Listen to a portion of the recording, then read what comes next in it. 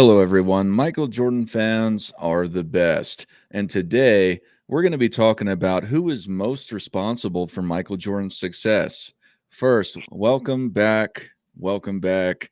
NMB Sports Nick. How are you doing today? Doing good, doing good. Glad to be here. Awesome. And welcome back, Sports and Fitness Rants. Robin, how you doing today? Yo, what's up, everybody out there, man? It's great to be back. Let's do it again, baby. Yep. I love that rock t-shirt, by the way. Yeah. um, So yeah, Nick, we'll start with you first. We should be expecting Hoop God in the near term, and then yeah. So Nick, who do you think is most responsible for Michael Jordan's success? So obviously Michael Jordan, right? But if we're gonna go outside of Michael Jordan, right? I was thinking about this question, and so I was trying to say, do I pick like a moment, a person? Like what do like I pick to think that motivated Jordan the most?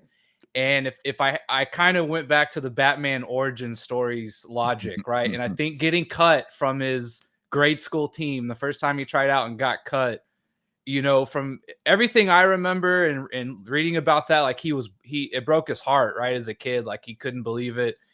I remember hearing he took it really hard, right? And then from there, obviously his brother was another big influence. But if I had to pick one thing, right, I would go with him getting cut from his grade school team. That was the Batman origin story where he was like, all right, like no more of this. I don't like this feeling, and I'm gonna do what I can to be better. So I would pick that. I'd probably put his brother second. Those very young, formidable years when you're being molded, and from what I know, his brother was really tough on him. So obviously that had to play some kind of role. So that'd be like my 1A, 1B kind of quick answer to that. All right, Robin, what do you think about? Oh, Uncommon Sense is here. Couldn't get to stream to my channel, but I'm here. Well, welcome. Can you? Does the link let you come in, or do I need to send you another link? You know what? Here, I'll just drop it in here. I'm just accepting, just Uncommon Sense at this point, but everyone will be able to welcome or are welcome to call in later on. But yeah, just click the link there. Um, yeah, Robin, what do you have to say about Nick's takes on the high school cut and his brother? Yeah, Nick was running the money, man. I was actually surprised that Nick came out and gave Michael Jordan his props off the jump by saying, yes, everyone knows it's Michael Jordan himself who is the most responsible for his success, because it was ultimately Michael Jordan himself who had to take all the things that he learned from all these people that influenced his life and do something with this. There's many people who have been helped along the ways and been successful in their careers, but no, not many people could do what Michael Jordan to that level, right? So absolutely, I think Michael Jordan is most key, right, to his, success, how far he reached, right? His determination, all those things. But I think, Nick, what he said about his brother, to me, I would probably say his brother would be the number one person, I would say, the factor driving behind Michael Jordan, because his brother, I'll say it like this. I'm an older brother of 4 boys, right? And one of my younger brothers actually tried out for the NFL. He was actually cut by the Buffalo Bills some years back or whatever. But I remember every single day him going against me, whether it was football or basketball, going at each other. And I never let them beat me. It was never one of those things I was like, oh, I'll let them beat me because they're my younger brother. I feel bad for them. I'll let them win. It was never like that. I would never allow that to happen. You were going to have to earn the victory over me. You were going to have to actually beat me so that you can earn those bragging rights over me. I wasn't going to let it happen. So when we think of those things and the way that Michael Jordan's brother was, like, if you know the history of that, he wasn't letting Michael Jordan beat him. And what did he say? One day it became that I could not beat him any longer.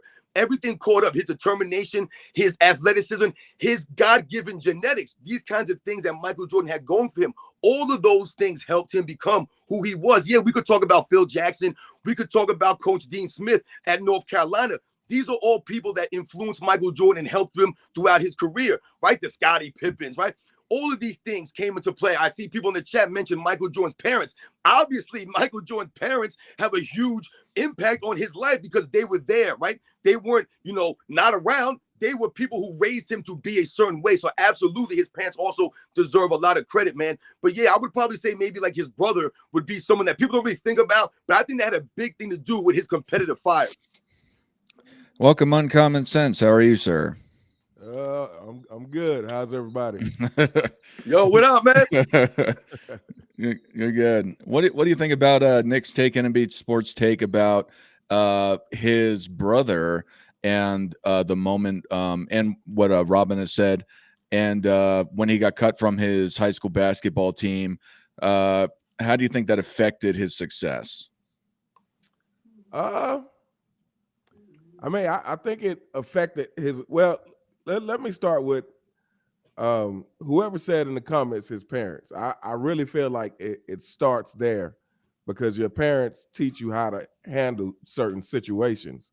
And I feel like Michael Jordan's parents taught him the value of overcoming the obstacles. So when he got cut, obviously is Michael Jordan too himself, because I feel like it's half half nature and nurture. So I feel like Michael Jordan's personality, along with his parents, teaching him that, hey, you overcome obstacles. You get cut from your team, then what you do is come back better the next year and overcome that. And then so from there, I mean, I agree with what everybody was saying. I feel like every step along the way, because he had that mentality of overcome, then everyone who presented a challenge to him, the only way he knew to deal with it was to try to find a way to overcome. So whether that be Dean Smith or whoever challenged him throughout the rest of his career.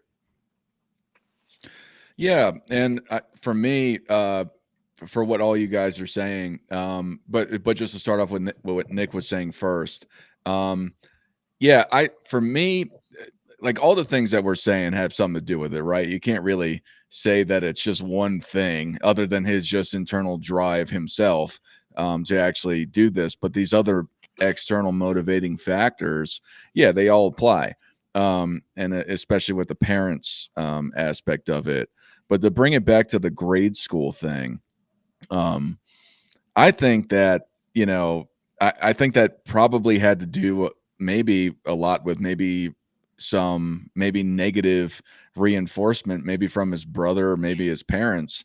I don't know if it's the case. I'm not saying that was the case, but maybe something negative had to push him because that negative thing happened. You know what I mean? I don't think it was just, or that's generally how people, at least in my opinion and experience, if somebody loses, usually it's some sort of other negative factor that helps drive them forward. So I don't know where it came from. It might have just been internal, like you're not good enough to yourself. That might be the point of what you're saying. But I think that is one of the things that started getting him going, because even when he got to UNC, James Worthy has famously said that I was better for Michael Jordan than a week. And then he just got better than me. So I think he just constantly had these things pushing him forward. And then his brother, I'm an older brother as well. So I don't know what it's like I'm the oldest brother as well. So I don't know what it's like to be the little brother, like what Robin is saying. But just to the point of it all is, that's definitely a motivating factor. But yeah, with the parents as well, I mean, that's a huge deal as well. You got to have strong parents to help instill values and morals and success and drive and etc. So, you know what I mean? I totally agree with that. Yeah, and I have a funny story about my dad. Unfortunately, I didn't have any brothers, but my dad was in a bit of the tough love category. Mhm. And obviously we played a lot of basketball, right? And I'll never forget, it was like 7th, 8th grade.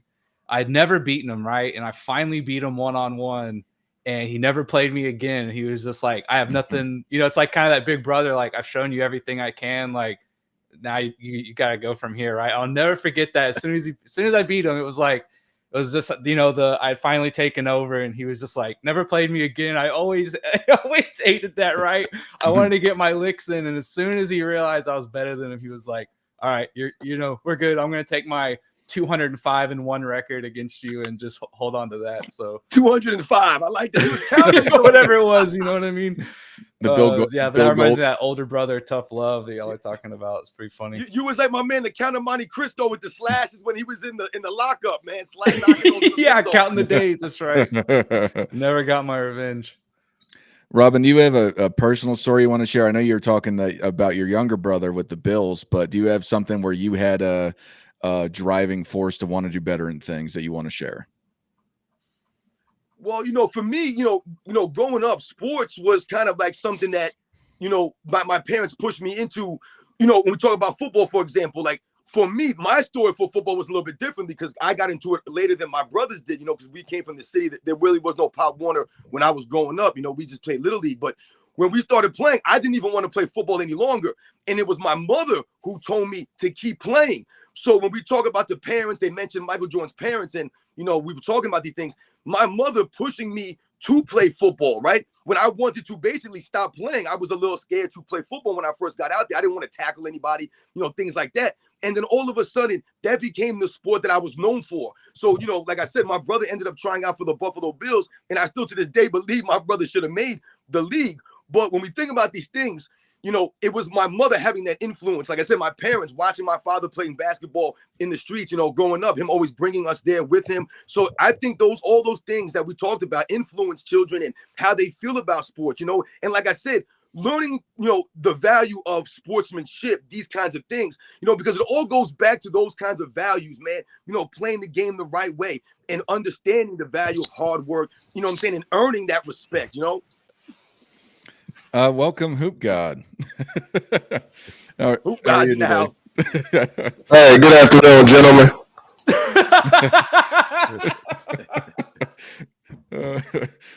How you doing today? Dude, you coming through loud and clear.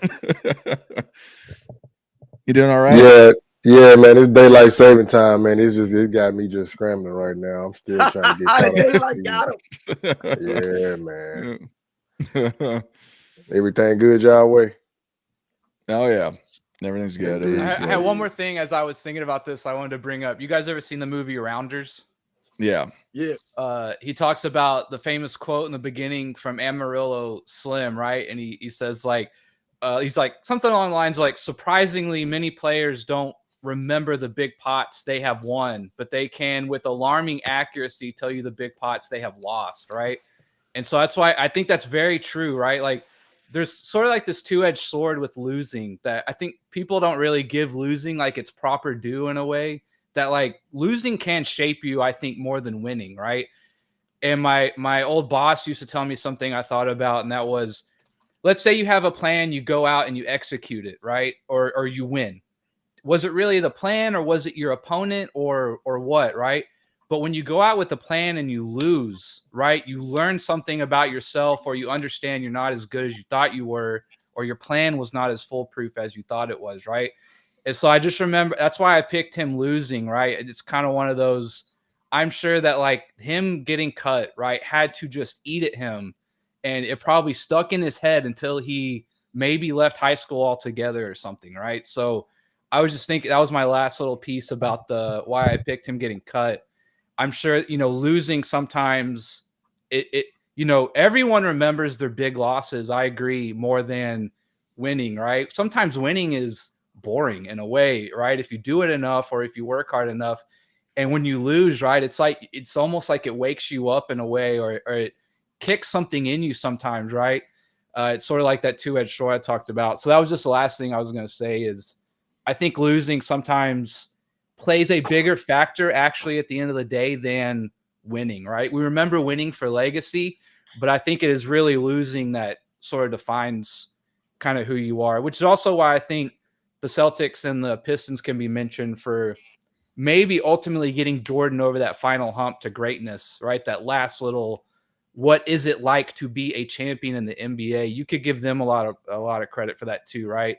That he got against those guys and he said, okay, there's even one more level after everything even I've achieved up to this point. There's still one more level to go, right?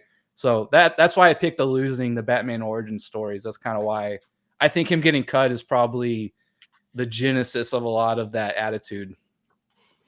Uncommon Sense, what do you have to say about Nick's idea of losing and how it drives you? How it's a double-edged sword, that you remember that more, and yeah, everything else. I totally agree with that. I believe that in a way, human existence is defined by the hardships we go through, and not by the good things we go through. And it's how you deal with those hardships that actually make you. So I feel like you know, a person, anybody who's going through hardships and are able to overcome that, then you have a new level of, well, number one, self-awareness of what you're capable of, and confidence. And I think, kind of what Nick was saying is like Jordan's having to overcome that early failure, really kind of showed him who he was, showed him he had the ability to overcome those things, and probably gave him a new confidence moving forward. Because I feel like if you just listen to Michael Jordan talk, well, I mean, even the famous commercial about I failed so many times and that's why I succeed. I feel like at some point you realize that there is no success without the failure. All right, Hoop God, what's your take on all that? Hoop God, you might be on mute if you're here. Oh yeah, my bad. Say that again, Dark. What's your take on the losing drives you forward, particularly amongst what everyone else was saying? Yeah, so when you look at it, like I would even utilize myself in that matter. Like I really hate to lose, but it's like when you're so competitive, it drives you to improve. And I know, like when I started playing basketball, hey, I couldn't go left. Hey, push him left. Guess what? Got better with my left hand. Then once I got better with my left hand, hey man, he can't shoot. So they back up off of me. I had to improve my jump shot. So, just looking at Michael Jordan's taking those incremental steps all the way back, like I would even go back from his childhood, because him and his brother, Larry Jordan, like he said it on numerous occasions. He was like, I feel like if I could beat my brother, I could beat anybody. Like they would have knockdown, drag out one-on-one games in the backyard. And that's where that competitive nature starts. Of course, he gets to high school, he gets cut. But it's funny because, not to digress, Bill Russell got cut from his varsity team. He made the JV team, just like Jordan made the JV team, but they both got cut their sophomore year. Ironically, look how they turned out. But yeah, the losing, I think when you're a competitor, it does something to you internally that makes you want to improve on every aspect of your physical nature. It makes you mentally stronger, but it also says, okay, I'm losing here, so I got to get better. Prime example, when Michael Jordan was going up against the Pistons, what did he say? They just kept knocking him down. They were able to inflict punishment onto him. So he gets with Tim Grover, he gets in the weight room, he's like, nah, I want to start delivering the punishment, and in concert with his phenomenal skill set. So ultimately he builds up and they sweep them, and then he goes on and accomplishes 2 3-peats. So yes, I feel like losing, when you're a competitor, it does something to you that makes you want to just, it's almost like an obsession. Like you get obsessed with like, nah, I gotta get better here. I got to improve on this, because you it's like you don't want to give any opponent any type of leverage over you. So I feel like when you improve on things that you're not as strong in, and then you get better, you keep on training and you improve, it's like now it's like you're limiting what an opponent can do to have an advantage on you. So in summary, it's just like that losing, it drives a competitor insane. That's the best way I could articulate that. So yeah, for what you're saying, yeah, I think losing in one capacity or another, if it's sports or if it's life, or if you've just lived hard growing up or anything like that. Robin had brought up one of my favorite movies, The Count of Monte Cristo, and that I think is a perfect, well, for one, totality revenge movie, but also how you can make the most out of a bad situation you're in and try to get out of it. And and that's the reason why it's one of my favorite movies. He was unjustly imprisoned. For the people that don't know the plot, essentially becomes educated in prison by an educated man and a warrior, and then essentially comes out and is the richest man in the world and gets everything he ever wants. But he put the work in. Is the point of the story. He didn't just give up. He gave up in times because it's a movie, and whatever, you have to have struggle. But the point is that when you lose, you have to have the determination to come out and win, whether it be in sports and life, etc. And I'm not trying to get into the life aspect of it. But yeah, I totally agree with everyone's concept that losing definitely drives winning. But you have to have the heart to do it, because some people will just lose and quit. And I think that's the catalyst of what makes a great man, a great person in general, is the heart, the vigor, the will to win in the future, even though you've been down. Uncommon sense. I know I was talking about this with Robin a little bit, but I want to hear your take on how, even though Michael Jordan was the man when he came onto the team, how much credit do you give Phil Jackson in respect for the championships won on the Chicago Bulls? And I'm not saying that Michael Jordan wasn't the man before then, but how much did Phil Jackson impact Michael Jordan's success, particularly with winning NBA championships?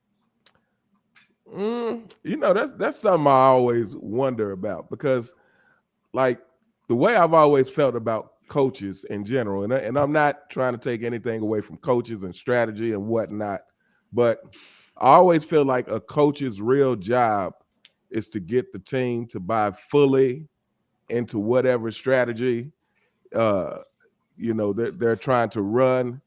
And so, I give Phil Jackson a lot of credit for being to truly manage personality. So in that sense, I give him quite a bit of credit. But at the same time, I feel like, if it's not Michael Jordan he's coaching, they don't have these 6 championships.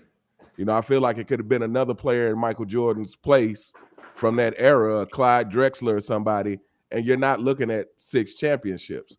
So I feel like ultimately Michael Jordan is still the guy who should receive most of the credit for those championships. And, going back to Phil, after the Bulls, he inherits Kobe Bryant, who is the closest thing to Mike. So, I give Phil a lot of credit, but like I said, my perspective on coaches is that they're more or less there to get the team on one accord. And I think Phil Jackson is definitely a master at that and managing those different personalities. But if you look at the pattern of Chicago, even before Phil, I feel like they were definitively getting better and better each year. So, the question is, that year that Phil Jackson came in, I think the Bulls had taken the Pistons like 4 games, 5 games, 6 games or something, or maybe it was 5, 6, and 7. But at that point, I'm wondering, would Doug Collins have had that breakthrough if Phil Collins hadn't intercepted it, so to speak. But yeah. All right. Hoopgod, what's your take on Phil Jackson's influence over Michael Jordan's championship success? Yeah, so to echo what Uncommon Sense was saying, Phil did play an important role. However, how I'm looking at it as a great coach like Popovich or Larry Brown or Coach K, Pat Riley, you do have to get your best player to buy into the system, but you also have to get your best player to augment their teammates. And what I mean by that is, as talented as Michael Jordan was, he's not going to beat the Pistons by himself. So initially, everybody knows that when Tex Winters, the inventor of the triangle, not Phil Jackson for y'all in the comments, Phil Jackson implemented the triangle, and Jordan initially was resistant. Now, the fact that Jordan had that background at UNC playing with Dean Smith, see, that was an advantage that he had because he's already played with good to great players down in that program. So when Jordan finally bought into the system, that's when they started to take off even more. Because like Uncommon Sense said, yeah, they were taking the Pistons 5 games, 6 games. I mean, hell, Isaiah Thomas is on record of saying he was at Lake Michigan crying for 8 hours trying to figure out how to stop 23 in red. So I think once Jordan was like, okay, I'm gonna buy into this system. Hey, well, let's right this ship. Let's go. I really feel like they would have beat him in 1990 if Pippen hadn't caught the migraine, because when I go back and I look at that series, not only did they not have an answer for Jordan, but Pippen had elevated his game where now they couldn't double and triple team Jordan, and Jordan was moving the ball quickly because now he trusted Scottie, because Scottie had gotten up to that level. And when they played them in 91, it was just like, it was a massacre at that point, because Jordan, due to Phil Jackson, as well, I'll give him his credit. He was moving the ball so precisely. It was like 1001, 1002. It was either driving to the basket, shooting, or making a play for somebody else. And where I do give Phil credit for that is because I don't think Jordan initially was seeing that under Doug Collins, because he made a quote, which is kind of, I don't know how to categorize it, but y'all know what I'm talking about. He was like, hey, the play was just get the ball to Michael, everybody else get the hell out of the way. Yeah, that's great, but that can't always be your go-to plan, because a team is going to be scheming for that in the next subsequent games. Now, what Phil had MJ understand is, yeah, there's times where you can take over, but there's also times that you can create a play for your teammate to get a better shot, i.e. playmaking, because I know some of these guys out here in this other universe, they think playmaking is just assists. But I would give Phil Jackson his appropriate credit for getting Jordan to buy into the team concept, and then ultimately still displaying his phenomenal style of play, but also lifting his team up to prominence as well. Yeah, so I just wanted to add something, and Tex Winter deserves a lot of the credit for the triangle offense, but he didn't actually invent it. It was a guy named Sam Barry, but he is definitely the most famous for it. Nick, what's your take on the Phil Jackson and his influence on the success of Michael Jordan's championships? Yeah, so I've coached a little bit up to about junior high level, which I know is not that high or competitive or anything. But yeah, like Uncommon Sense was saying, a coach's main job is, yes, to get players to buy in and know what we're trying to execute, right? Second thing is to adjust. If you're losing, if it's not working, you have to have something else ready to go. And the third thing essentially is in spots, there are times when, like an out of bounds play or something, that a coach can have the opportunity to leave his fingerprints on a game, a good play here or a wrinkle there, but that's maybe a couple times a game out of a timeout or something like that, right? At the end of the day, like, the players are the ones executing the X's and O's. You can draw up the best play, but if you don't have the guys to execute it, it doesn't really matter. So yes, I don't know if Rex ever had the coaching debate. I think he was supposed to have one about how influential our coach is. I'd probably be on the opposite side of Rex on that one. They kind of have an overall arc on the team, but they don't, in my opinion, I think if I compare myself to the average fan, I may be a little below on how important coaches are. In spots, they are important for morale. I think they are important, but after that, man, you have to have the horses to execute, or, you can, like I said, you can draw up the greatest play and strategy in the world. If the players don't execute it, if you don't have a Tom Brady, right, throwing the actual passes and reading the defense, it doesn't really matter. So, Phil's a great coach. I think he was like a good yin and yang guy. I think, how intense players are. I think Phil's kind of chill vibe, a lot of the times, I think players may have liked that. I think he's more of a player's guy, right? But I don't know. I don't put too much emphasis on the coach overall. I think maybe they can be that last puzzle piece at times, but I think that's few and far between. I think a good coach really is there for morale these days when we're talking about the pros, right? So But yeah, that's my 2 cents on Phil's role. All right, Robin, what's your take? Yeah, everybody said a bunch of great things right here, man, because, the main thing that I feel like when I hear about Phil Jackson, or whenever Phil Jackson is really brought up, it's the same thing with Scottie Pippen.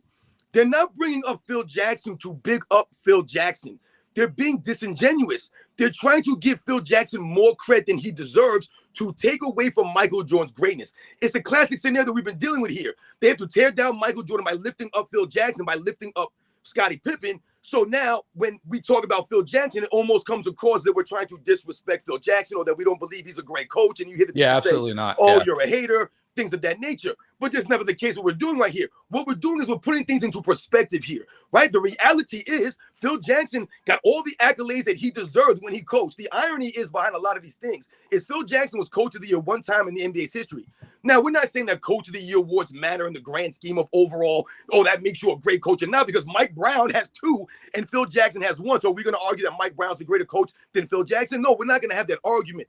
But the point here is the reason why Phil Jackson was never voted as a coach of the year all those years when he was on the Chicago Bulls is why? Because he was not doing more with less. The Bulls were a great team. You were led by the greatest player of the era that you were coaching in. So there were other coaches doing more with less. They didn't have as much talent as Phil Jackson had around him, but yet still they were coaching their teams to perennial 50, 60-win seasons. We think about the George Karls, the Jerry Sloans, right, the Lenny Wilkins, some of the other great coaches that we watched in the 80s and the 90s that were having quality teams consecutively. Another thing that we talked about here that was always, mentioned, you talked about, it was the trajectory of the Chicago Bulls when Phil Jackson came in. I can't stress this enough. This is not as if Phil Jackson came into the NBA on the Chicago Bulls coaching them and they were floundering around in mediocrity. 30-win seasons. They weren't making the playoffs every year. Michael Jordan was just scoring a lot of points, but the Bulls weren't really doing anything. The Bulls in 1989, that was one of the greatest playoff runs in the history of the NBA, man. People do not realize that 1989 run. These men, the Chicago Bulls, they were the underdog in every single series that they played during that playoff run. They had to beat the number 3 seeded Cleveland Cavaliers in the first round with Michael Jordan hitting the shot with 3 seconds to go when everyone picked them to lose that series as underdogs. Then they had to go and beat the number 2 seeded New York Knicks in the semifinals. So they beat that team, and Michael Jordan was destroying the Knicks in that series. Then they go into the Eastern Conference Finals to play the 1989 Detroit Pistons, who had not lost a single game during the postseason leading up to that series. The Bulls would take a 2-1 lead behind the greatness of Michael Jordan, who I believe scored had 7 different games, I believe, of 40 or more points during that entire playoff run. It's crazy when people talk about LeBron James's 2007 run to the NBA Finals. You go look at the details behind Michael Jordan's 1989 playoff run with the Chicago Bulls, the teams that they beat, the quality opponent that they beat during that run in 1989. There are people to this day who consider the Detroit Pistons in 89 one of the greatest teams of all time. And those are the only 2 games they lost during the entire postseason. They were going to win the finals and beat the Lakers in 4 games to nothing. So when you look at the trajectory of the Bulls when Phil Jackson came in, man, there's no way that you can try to say that the Bulls or Michael Jordan was not going to break through and win a championship. Doug Collins was never given the opportunity to see it all the way through. They were ascending into that realm where I believe they would have won a championship. Now, we can have an argument. Are they going to win 2 3-peats or have 6 championships in 8 years? We don't know, but we also don't know if Michael Jordan retires in 1993 and all these other things. But I absolutely believe Phil Jackson was important to the Bulls, but not the way that people try to make it seem. It's always, Michael Jordan had Phil Jackson. No, Phil Jackson had Michael Jordan. Hey, Robin, you said Phil was only coach of the year one time? One time. That's right, 1996. Yo, I did not know that. I got to put that in the archives. Good looking out. That's why I'm here, to educate and set the record straight, man. People be out there trying to talk some nonsense, man. Would be a good, what we should have done or get some kind of poll. It'd be interesting to break this up into a pie chart. And besides Michael Jordan himself, we should have said how much is each thing responsible. It'd been funny or interesting to see what each person's percentages. Yeah. How much credit you give Phil, how much you give Scotty, how much you give Bill Winnington and all these guys. That would be interesting, up to 10 things. Yeah, so real fast, there's a lot of people saying they want to call in and cook people or just want to hang out. It's for public. It's so funny. I see them attacking me in the comments. Some weirdo, Jason the Kid. It's always the people that when you go to their channel, they have no videos on their channel, but yet and still they keep telling me I have no knowledge of the NBA. My channel is over 1,000 videos deep, man, and I break it down, man. Anyone that's watched my videos understands, man. I know what I'm talking about. I grew up watching this stuff, man. I'm not here with no agendas and narratives. Jason the Kid can say whatever he wants about making easy work. These guys are clowns. They're not on our level, man. Put a video up, man. Tag me in the video. Put your face on camera. Show me what you got, man. You're not ready for it. Aaron Adams, I know you're in the backstage, but we're not accepting calls right now, but we should be in about half an hour or so. So if you want to hang out backstage, you could be first in the shoot, but I'm not going to let you on the panel right now. But yeah, I want to talk about the Phil Jackson thing. I do think he deserves a lot of credit, but to what all you guys are saying, you can be the best coach in the world, but if you don't have the tools to make it happen, let alone the greatest player of all time, in my opinion, then, it's not going to happen. So I'm not going to reiterate all the things that you guys said. I think Phil Jackson does deserve, I think Uncommon Sense brought it up first, was the people management. I think that's probably what he best was, especially with personalities like Dennis Rodman on the second half of the three-peat, let alone going into the Shaq and Kobe days for an external reference of how he was able to manage personalities, even though it went away, even though Shaq eventually left because he wasn't getting paid enough. Phil's greatest achievement is managing egos. That's his greatest trait. I couldn't even imagine dealing with Jordan, Pippen, Rodman, Shaq, Kobe. That's his greatest achievement. It's a remarkable one for NBA millionaire egos. The way he managed them, the way he did, in my opinion, that's his greatest accomplishment, is how he managed guys like the Zen Master. That's why I call him that, right? Guys loved him. They listened to him. They bought in. That's his greatest achievement, especially the three-peat with Kobe and Shaq. I mean, that behind the scenes must have been. That's where he was really Zen. With the Lakers, is where he really became the full-blown Zen, dealing with some of these guys, like you said, because there was friction there. Well, obviously, we know now with Shaquille O'Neal and a Kobe Bryant. See, that was the thing with Michael Jordan. It allowed Phil Jackson to never have to be the bad guy, so to speak, as a coach, because Michael Jordan was the bad guy. He was the guy who was the enforcer on the Bulls.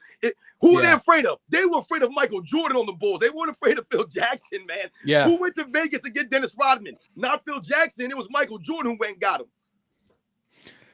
What's your take on that, on Common Sense? You had with Phil Jackson, with the Kobe and Shaq, and just the enforcer. Do you think that Michael Jordan was the enforcer? Absolutely. And I think, I would say, in order to even be in that role, though, as the enforcer like Michael Jordan was, people have to respect you, and they're only going to respect you if they. I mean, like Michael Jordan said on The Last Dance, I never asked them to do anything that I wouldn't do myself. Yep. And I feel like once people see that, then you'll gain the respect, because otherwise, no one's going to take anything from someone who's just talking but not doing what they're talking about. So I absolutely think Michael Jordan was the enforcer and was the person that people feared, even coming out of some of his teammates' own mouths. And then with the, again, to reiterate what you were saying about Phil Jackson being the Zen master, I definitely think he gets a lot of credit for that, just simply for the fact that he really knew how to handle each person differently. Even when you think about when Rodman came to the Bulls, he made Rodman go apologize to Pippen immediately. So it's like knowing how to what it's going to take to make certain players work together. And then obviously the Kobe and Shaq thing was huge friction behind the scenes. And, I heard Phil Jackson just talking about how he coached some of those players individually, and one player he would coach or, coach totally, completely different than he would the other player. He coached Kobe and Shaq two totally separate, different ways. Shaq coming from more of a military background, so Phil Jackson, could be more stern with Shaq, but Kobe wasn't. So, Phil Jackson tended to not criticize Kobe a lot because he didn't want to stifle Kobe's progress. So again, like you said, I give Phil Jackson a whole lot of credit for knowing how to manage individual personalities and manage everyone differently from the next person. Hoop God, do you have anything to add to that? And who do you, because you haven't put your take on this, who do you think outside of Michael Jordan? You may have missed somebody, so I'll interrupt you if you cover somebody that we've talked about. And who do you think is most responsible for Michael Jordan's success? Yeah, so echoing what Common Sense said about like who was the enforcer per se and things of that nature, and how he dealt with how he dealt with Kobe and Shaq with the Lakers, right? That was a part of the question too. Yeah, that was the first two-part question. So it's funny because I remember like a while back, this is before I even started getting in depth on all the basketball things. I just kind of stumbled upon this when they were having it was on YouTube. I can't remember who produced it, but how Phil was able to manage the Shaq and Kobe is when he first got there, he said, "Hey, let me tell y'all something.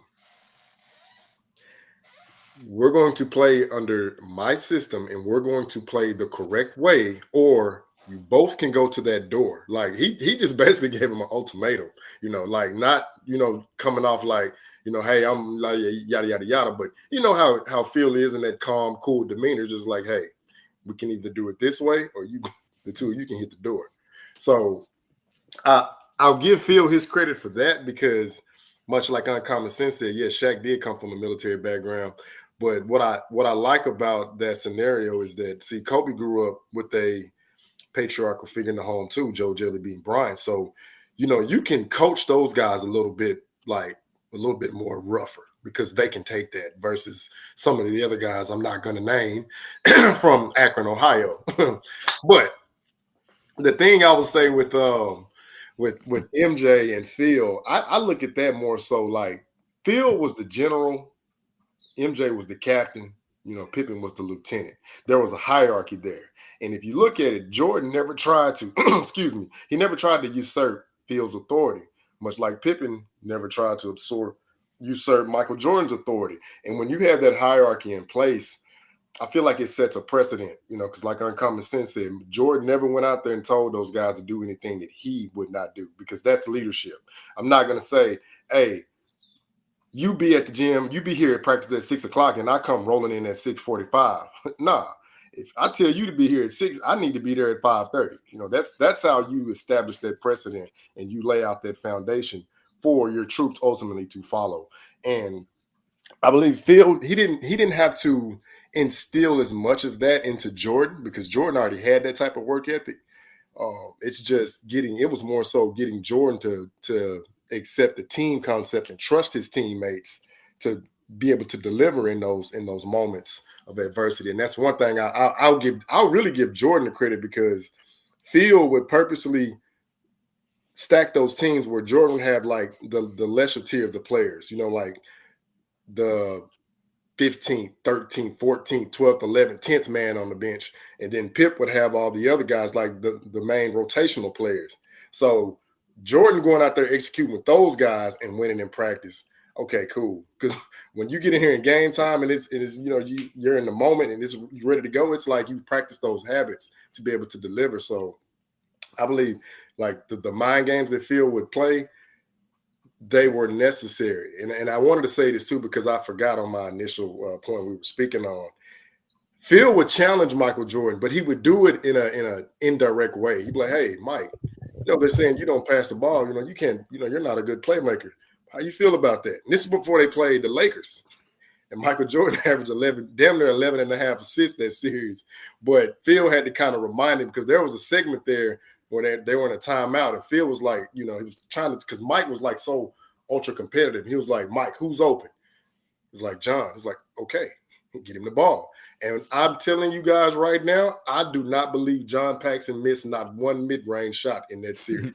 Because when Jordan was either driving the lane or collapsing the defense, he was like wide open. And Paxson was like an assassin. He was just bucket. But then, of course, y'all know the whole story about Clyde Drexler, right? So Phil says, hey, Michael, they're saying you can't shoot the ball. What you think about that? Like, okay, we'll see about that. So he came out there, he lit him up for 6 threes in the first half. One thing I'll give MJ credit for, he never tried to buy into the whole like 3-point shooting, because I remember in that interview, I went back and watched it. He was like, the 3-point is nice, but guess what? When you hit one, you want to hit another one. You want to hit another one. He said it takes away from your aggression, you know. Now I don't believe Phil really had anything to do with that per se, because that was just who Mike was. You know, he was an aggressive type player. He wanted to get to the basket or get into that intermediate area so he could rise up and shoot. But what I would say about Phil is that in their first, I would say in that first year, I think that's when he ultimately won over Michael Jordan with his philosophies and, you know, Zen master and all that other stuff. But on the same token, Phil had to approach Pippen in another way, because I think he understood how sensitive Pippen was, and, you know, how he had to cater to him. Oopgod, I'm not I'm not meaning to interrupt, but are you saying that it was Phil that was one of the most important, or were you going back to just talking about Phil? No. I mean, I'm giving MJ his credit. I was just kind of looking at how, when Uncommon Sense broke down the dynamic that Phil had with Kobe and Shaq, but ultimately, like, you know, how he couldn't coach Pippen the same way he coached Mike. That's what I was really getting to. Okay. Yeah, real quick, if I can, not to tell another childhood story, but my dad coach. Oh, good. No, I was going to say, Hoopgod, did you have somebody, or did you think that somebody had more, or would you give somebody credit for his success other than Phil Jackson, Michael Jordan, his parents, his brother, or losing his varsity spot or not getting it? You said, would I give them credit? Who else would you give credit, if any? Actually, I would have to give the Bad Boy Pistons their credit too. Like, just saying it because I actually like them, their style of play, but I would have to give them a certain amount of credit, because notice when they played the New York Knicks, they tried the same tactics, and look what happened. They failed miserably. So yeah, in concert with his parents and his brother Nike being cut, I would have to give Detroit probably, I would say maybe 9%, maybe. I don't know. I don't know if y'all agree, but I would have to give them a little bit, man. Because I mean, yo, what they did to you, think about what the mental turmoil. You prepare for anything. So when they go up against the Indiana Pacers, right? People forget about them. They were a physical team. I mean, to me, they posed more mismatch problems than the Utah Jazz, because they had the Davis boys. Then you had Jalen Rose, like 6'8". Chris Mullin, I mean, he was like, you know, on his later legs, but still very impactful. And they played a physical brand of basketball. So one thing I will say, without them going against the Bad Boy Pistons, I'm not saying Jordan wouldn't have overcame it, but I think it helped bring them back to a moment like, hey, look, they're trying to play physical. Y'all know what we did to the Pistons, right? All right, cool. Let's lock back in. Let's go out here and take care of business. So, yeah, that's the best way I'd summarize that one. All right, Nick, I know you're about to tell a story. If you want to tell that story, and then what your take is on the Pistons. Yeah, I kind of mentioned the Pistons and the Celtics. I think kind of might have been that last little bump Jordan needed to know what it was like to be championship worthy. But Hoopgod was talking about coaching people differently. I was just going to say, like, you know, through elementary, right, my dad coached me, not to tell another childhood story, but he used to always tell me, he's like, I have to be harder on you than all of the other players, because if for 1 second the other players think I'm going weak on my own kid, right, it breaks the total psyche that, like, it's not serious, right? And so he's like, if I come after you harder than others, you have to react and do it. And, like, you know what I mean? And he was totally right. Like, it sets a total precedence that, hey man, if he's chewing out his own kid for not being in the right spot at the right time, then obviously he's gonna tell me to get my ass in gear too, right? And so that was just one of those things, like mind games and little things that coaches may do, right? And I never forgot that. I was always like, I feel like we're not being honest, right? When he told me I'm a little kid, right? So I feel like we're not being honest with the team. But then, like, as he explained it, I was like, okay, I mean, that does make sense, right? That, like, if he, like, is lax on me, then the other team's going to be like, well, that's not fair, right? Like, that, we can't have that. It sends really is, like, there are, like, mind games you could play with people like that. And there's certain people you can push harder. Like, he knew, like, there was a group of guys I grew up with in that same time frame. And we, like he was saying, we'd have knockdown, drag out basketball games all night, right? And he knew in practice he could push those kids harder because he was around them more and stuff like that. And they knew what the deal was, right? But if a new kid came in, he was a little shy, right? You might have to kind of like get him up to speed, treat him a little differently. But yeah, definitely. There are some players you can push buttons on, and there are some guys, you kind of have to take a different approach with. But I thought that was a good analogy when he was saying that. Coaches definitely, I think, are always looking for ways to kind of psych out their players a little bit, right? Yep. Sports psychology 101. Robin, what's your take on the Pistons and Nick's story, if you want to talk about that?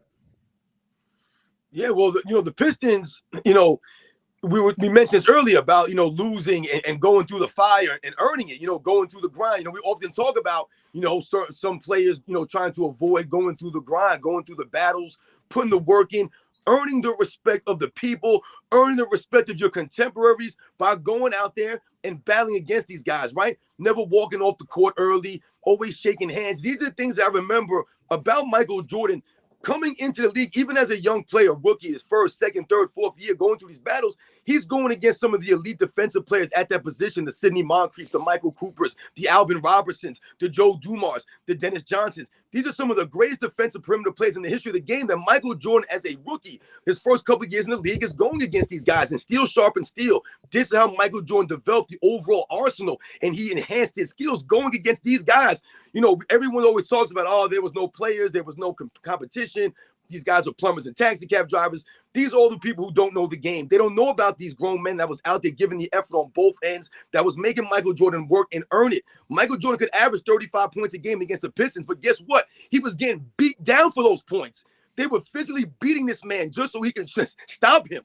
So he was earning these points, man. The foul calls that people say Michael Jordan was getting going against some of these teams, he was earning this. So going against a team like the Detroit Pistons, and even beyond that, when we talk about the New York Knicks of the early 90s, who adapted a similar style to the Detroit Pistons, except to me, the New York Knicks were actually a better team because the New York Knicks were able to play or be a great defensive team without being dirty. The Pistons were a dirty team. The Knicks were never considered a dirty team. They were considered a blue-collar, hard work, hard-nosed kind of team. Right? That's what they were known for. Guys like John Starks and Charles Oakley, the Anthony Masons, the Patrick Ewings.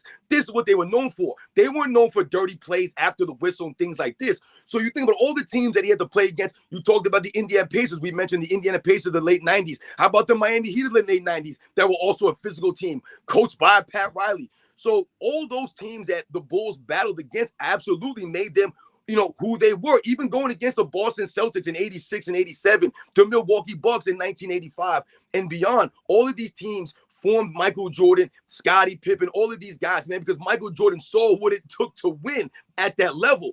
And like I said, what we always appreciate about Michael Jordan, I remember 1990, Game 7, Michael Jordan scores 30 whatever points he had, 39 points, 8 rebounds, 7 assists. The numbers are irrelevant. The Bulls ended up losing by double digits in that Game 7, right? It's known as the Scottie Pippen migraine game, right? Everyone talks about that.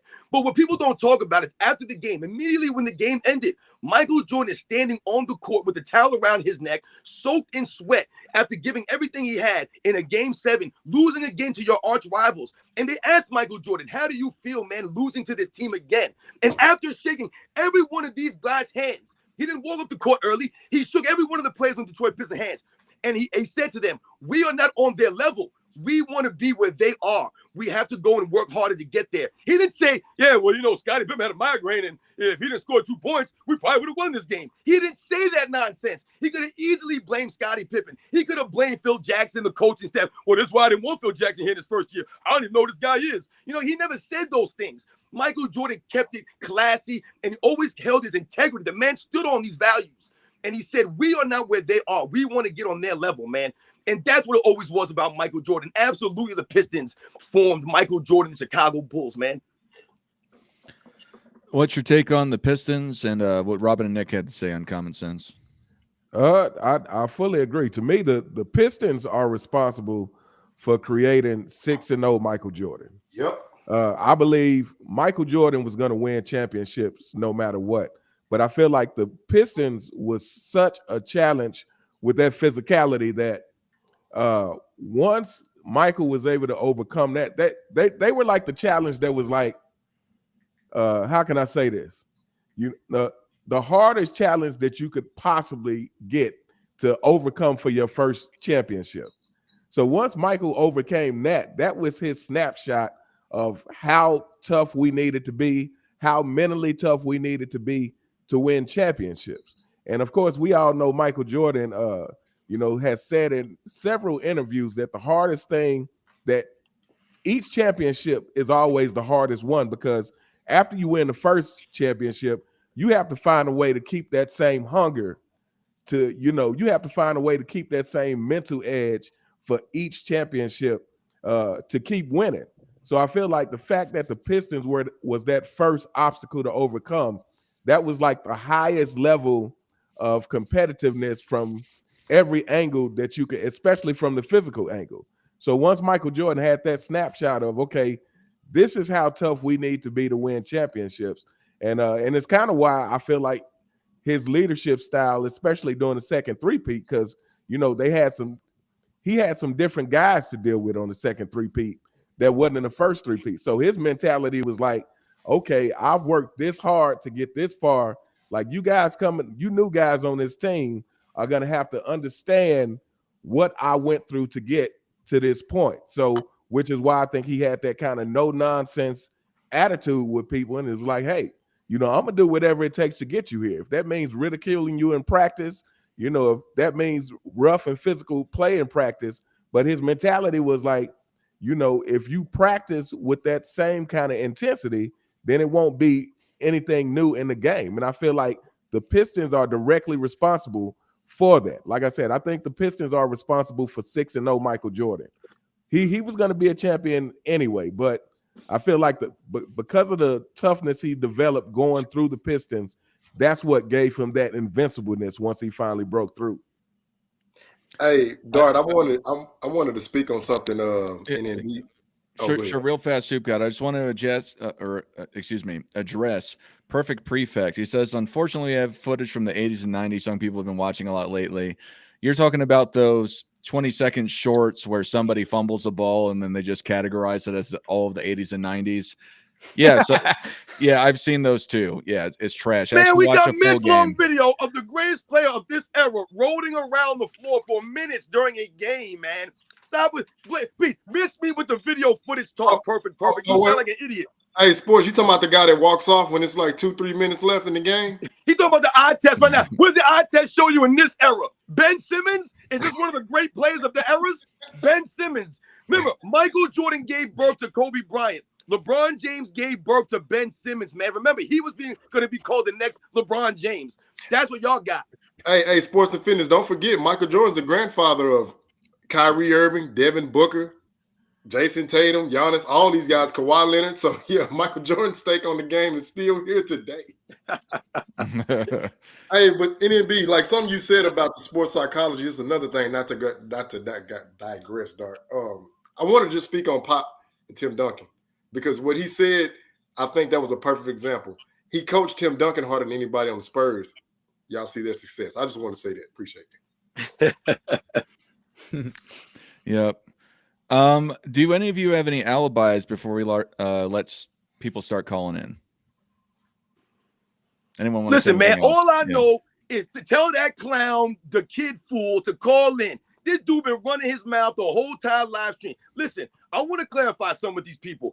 If you keep saying that we don't know basketball, that's what he keeps repeating in the chat, that we don't know basketball, with Jordan sexuals, all these things, then why are you listening to us speak? I never understood the attraction or the allure with you guys, man. You come to the comment sections of videos and you say we don't know the game and we're a bunch of fools, but yet and still, you guys are always there. You're always there watching and listening. So please call in, my man, and please break it down to us. I dare you to call in right now and explain it.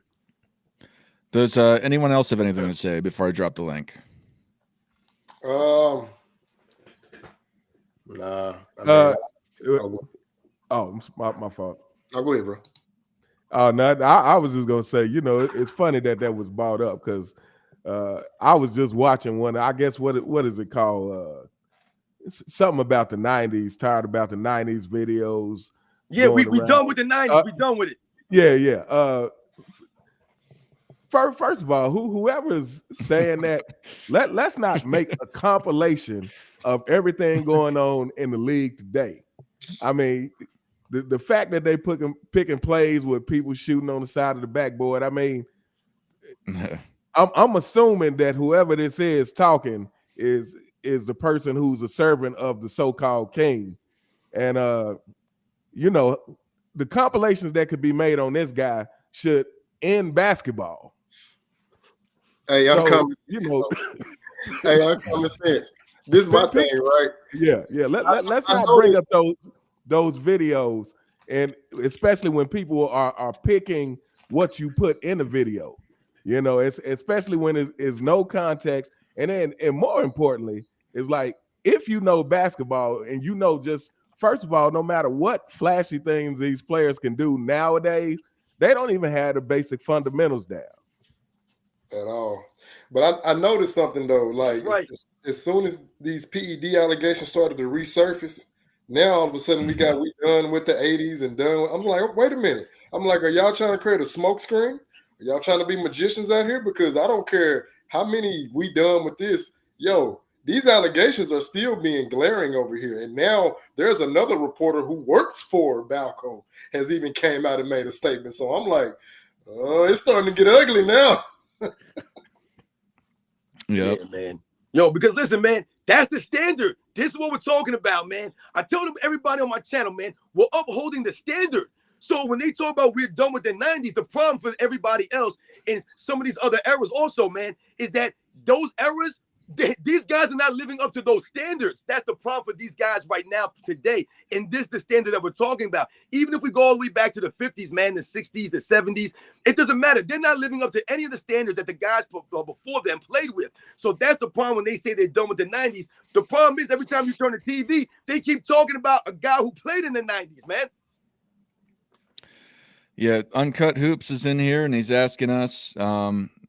Again, I'm not going to repeat it, but Uncut Hoops, if you ever want to come on the panel, just let me know, and I'll drop the link for you. I'm dropping the link soon if you want to call in. But yeah, this is what we were talking about. The we done with the 90s trend. Word up, man. Shout out to him. Yep. So yeah, we were just talking about it. In short, it's trash for me. I don't think there's much more to say about it. It's cherry picking some bad plays that occurred over decades. You know, you could, and like Robin was saying earlier, and Uncommon Sense, you could do that nowadays too. It's not hard to do. And then you just yell, "Oh, we're done with this. It's trash. Oh, they're trash." You know, anyone can do that, man. Yeah, but the reality is that everybody really is done with this stuff. This is why everybody's pushing back. This is why the thing is, like we just said, it's about the standard. So to my man, Uncut Hoops, man, it's about the standard. They want to be done with the 90s because these guys in this era are not living up. So what do they keep calling us? They keep calling us old heads. Anyone that supports any past eras, you're an old head. Even if you're younger than them, you're still an old head because it's an old way of thinking, they're saying. It doesn't matter. They don't want to live in reality. The reality is that the guys that are playing today, when they want to mention skills, like my man Uncommon Sense was saying, these guys today, how skillful are you when you're allowed to get away with the traveling violations, the palming violations that the players in previous eras were not allowed to get away with? They had to be more fundamentally sound. Your handle had to be tighter back in them eras. So they can laugh at Bob Cousy all the hell they want to, but the facts remain that this man was dropping dimes out there without fumbling the ball all over the court and turning the ball over. He wasn't hitting people in the head when he passed the ball. You know what I'm saying? The man knew how to handle. He was a magician. He was the Houdini of the hardwood for a reason. He was a true pioneer of NBA. The first, the first Magic. Yeah, the whole the new era's more skilled argument is just they shoot more threes and they have more ISO ball where they dribble side to side like Kyrie Irving, which I like Kyrie. I don't mean that as an insult. But when they say more skill, that's what it breaks down to. It's just more and one dribbling and more threes taken. That is largely what more skilled breaks down to these days. AAU basketball is what it is. Real fast. This is not for me. It says paired, and I can't see who it's paired to. So I guess it's either NMB or Robin. If y'all know who James Brickner is, they super chatted you and said hashtag we done with LeBron. So is that me? I see him in my chat, I think. Yeah, if he's in your chat, then you got super chatted, man. I don't have my YouTube up, but I know that it would just say that it's for me. Damn. So is that for you? He's in your YouTube chat? Are you watching it? Let me go to my channel real quick. All right. Well, anyway, I just preemptively thank you for super chatting either Robin or NNB, James Brickner. Hashtag Yeah, we yo, much done with respect. LeBron. No, Much that wasn't respect me. for the super chat. If it was for me, whoever, it doesn't even matter. Just much respect for coming out and donating to the live stream in general. Because once again, man, these fools, they can say whatever they want. But remember, when you hear players today complaining about the 65 game minimum, when you hear them complain, what have you heard some of these fools say? Oh, the past eras didn't have this minimum. And why is that? See, they expose themselves without realizing it. The reason why these past eras didn't have that minimum is because these guys show up to work.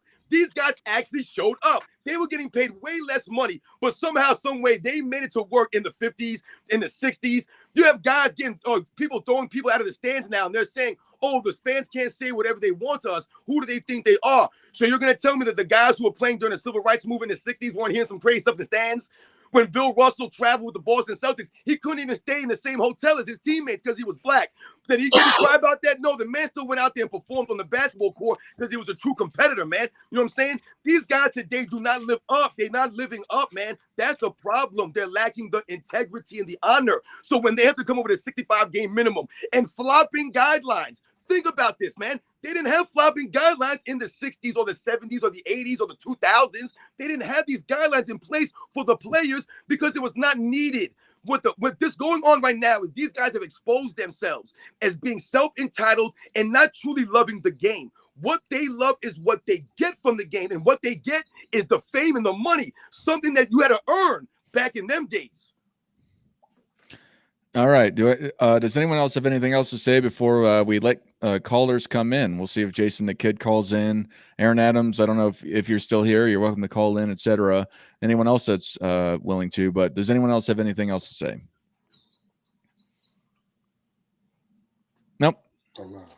All right. I'm dropping the link right now. If you're in the chat, you can come. You can come either ask us a question. Well, that's how it's going to be. It's not going to be a total argument because that just evolves and it gets a little too crazy. But Agreed. you know, I promise to chill and be good, man. I'm not going to yell at anybody today, man. Please don't be scared to call in, man. Once again, like I said, man, show and prove. Yeah, well, it's not. You know, they do. I know how I get. Listen, man. I sports and fitness rants. This is my thing, man. I can't help it. It's who I am. Damn it. All right. And sometimes when I hear the nonsense, I will not allow it to stand any longer. So make sure you come with the facts. All right, Gerald Allen, welcome. How are you today? Hey, what's up, guys? What's up? Do you have a question for the panel or an individual on the panel? I don't know. LeBron fans, they just don't know nothing about basketball at all. I laugh at these clowns all the time. Man, he's not even the greatest small forward of all time. I got Larry Bird over him. Speak on it. Speak on it. I got Larry Bird over him. I got Dr. J over him too as well. Yes. Larry Joe Bird, greatest small forward of all time. Talk that talk. Larry Bird can play in a system with or without the basketball. Hey, bro, let them know. Hey, Bird went 50, 40, 90 in the 86 playoffs. Like, the more research.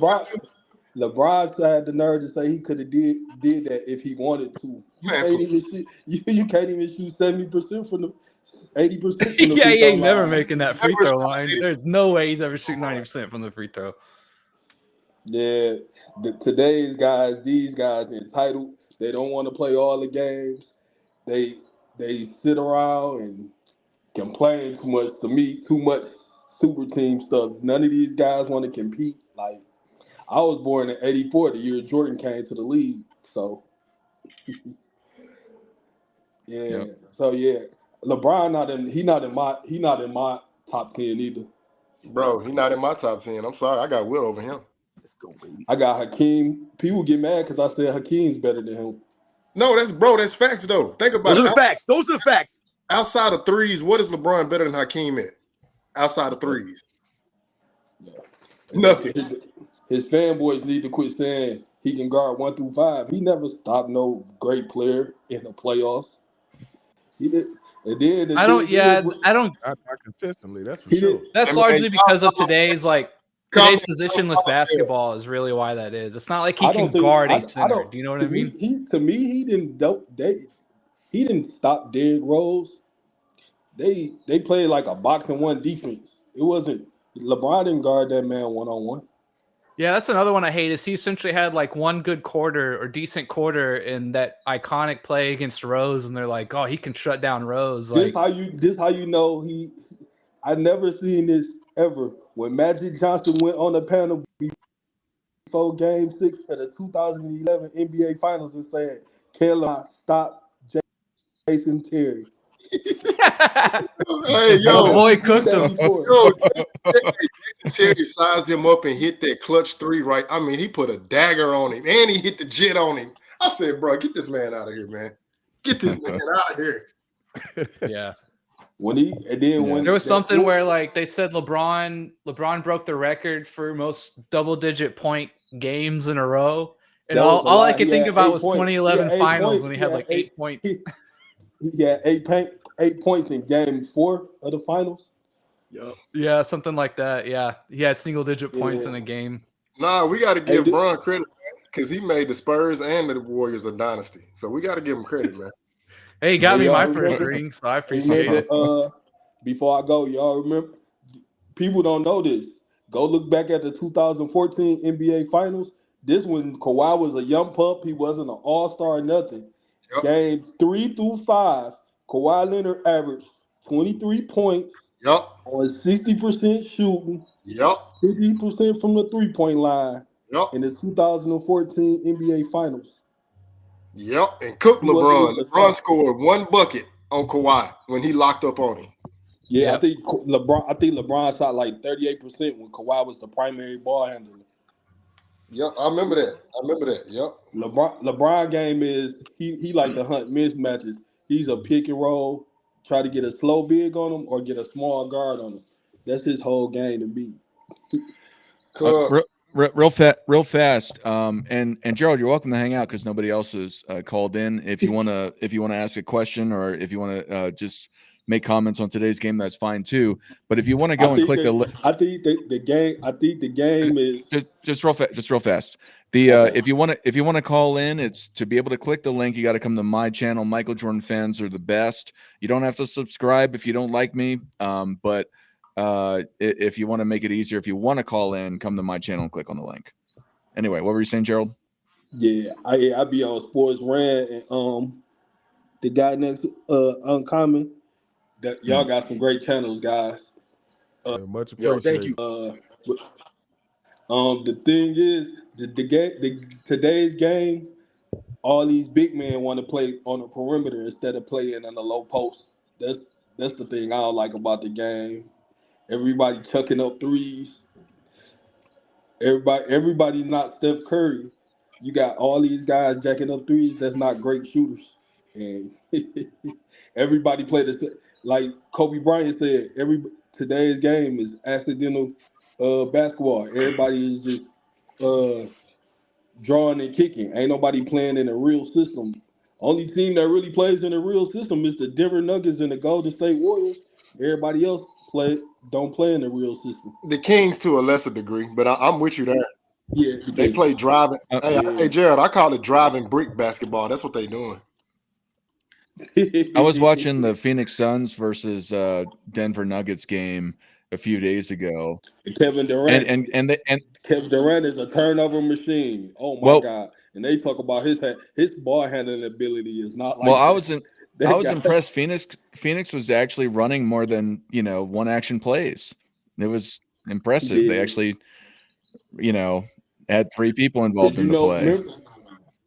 Because Kevin Durant almost cost the Warriors the series in 2018 against the Rockets because he tried to break out the Golden State system and was trying to go isolation. Yeah, I remember that. That's how they almost lost. Yeah, I watched it. I think I watched it was the first game of the season. It was the Nuggets in Phoenix too. And for like the last couple plays, KD was just running ISO. And then you even hear it was I think Jeff Van Gundy was commentating, and he said the people need to move. I'm like, dude, they're calling ISO for KD. Of course they need to move, but they ain't gonna move because they're calling ISO for KD. It's funny, like, and everyone knows he knows that, but it's and speaking of coaches, Frank Vogel is a good coach. No disrespect to none of these guys that play today, none of them dudes not winning no MVP in the 80s or the 90s, man. None of these Westbrook, especially, oh my God, James Harden. I can't stand that guy, gang. He's Word. not a top 5 shooting guard all the time. People need to stop it. The dude told me better than Clyde Drexler. No, he's not. He's not better than Bro, they Clyde. don't. Yeah, they don't know basketball. Dudes who talk like that, they're using analytics. They don't know basketball. Yeah. The 3-point, and then the pace of play, and they need to bring back illegal defense too, because when the shot go up, you get an extra possession, and they put 14 seconds left on the shot clock. They Well, get yeah, more then you possessions. got and then you got to think the pace has substantially increased with them not playing defense. So it's like, no, we got to factor all these things into the equation. Because my thing, like I told them, no, I was just saying, like Clyde led them to back like to what two finals appearances in Portland. In 90 and then 92. He played the Pistons in 92, and he played the Bulls and the Bulls in 92 and the Pistons in 90. Yeah, my bad. Gerald, we have another caller coming in, so I'm gonna let him in. You have anything to say to anybody before you leave? Yeah, keep doing the good work y'all doing, and God bless and have a blessed day. Yo, you too, man. Thank you. You too. Yeah. Thanks, Gerald. Yeah. All right, Mike Lowry, how you doing today? Hey, how's it going, guys? What up? Great. Hey, thanks for having me. I appreciate it. Absolutely. The reason I'm calling in is because I follow sports and fitness rants real heavy. I think he knows that. I kind of comment probably on every post that he makes, and me and him have been going back and forth about this one particular issue. I agree with everything else you said, except this one particular issue, and that's the super team issue and us kind of going at LeBron for creating the super team and the, not the super team, but the overpowered super team. We kind of aim our kind of vigor in his direction when it comes to that. And that's the one thing that I kind of, yes, he does. He kind of, D-hops a little bit. We all get that, He finds, the best all-stars. He tries to, we know what he does. But he's not the first. And that's the only thing that I want to mention. We kind of go back and forth, but he's definitely not the first. This super team stuff goes way back to, the 40s, when basketball first started. All guys wanted to team up. That's why they're bad teams, because guys team up, some of the best greats get together. And then, you got only 2 good teams out of, 10, 15 good teams. You know what I mean? Do you mind if I respond? Yeah, absolutely. Okay. Yeah, so with the super teams essentially prior to 1984, that's largely because of the salary cap. It's just the way it was, right? The East Coast and West Coast just kind of dominated. You got a couple franchises who just spent more money on talent, etc., right? So that's how you got the Lakers and the Celtics. From there, in the 90s, you see a massive leveling off of, like, essentially if you have 2 All-Stars, that's a lot on a team in the 90s. And a good example, in my opinion, of how, like, you do talk about how at the top there's this really good and it's not as strung out as it used to be. I did a debate on the 2011 Mavs and 95 Rockets. The Rockets that year, the Rockets that year were like, I think to get to like plus 2,000 odds, you had to go to like the 15th best team prior to the year started, right? In 2011, when the Mavs won, Mavs were not a favorite. Remember that. Mavs were not like a favorite going into that year. They were only like 4th or 5th down at plus 2,000 or whatever it was, right? So in terms of, we talk about the super teams. Yes, it's happened before, but largely it's older players like Barkley and Pippen going to the Rockets, Peyton and Malone going to the Lakers, right? Kind of like this last fleeting hope of getting a ring. When LeBron did it, he did it in their prime. Like, all these guys were coming off all NBA seasons, all defensive seasons, MVP getting award shares, all of them, like the prior year or two. I think it's the way he did it and win, right? He did it by going and joining other prime all-stars, essentially. maybe they were, barely starting to come down a little bit, but they were still up there in their prime. I think that's what most people have an issue with, is that he kind of kickstarted the super team in the new era after the salary cap in the 90s had kind of flattened everyone out.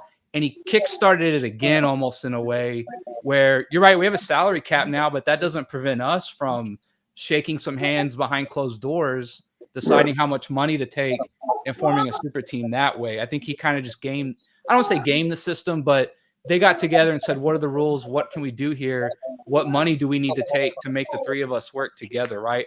I think it's the nature in which he did it. Not so much that there hadn't been super teams before, but in this new salary cap era, he essentially kind of gamed the system to join up with other prime players who were max contract guys, essentially, to form a super team that way. I think that's what people have an issue with. Let me just say one thing about this, is that with the 40s up until the mid 70s, there was no free agency. Kareem Abdul-Jabbar brought it into it, and then it wasn't free agency as it's known today. So were there super teams?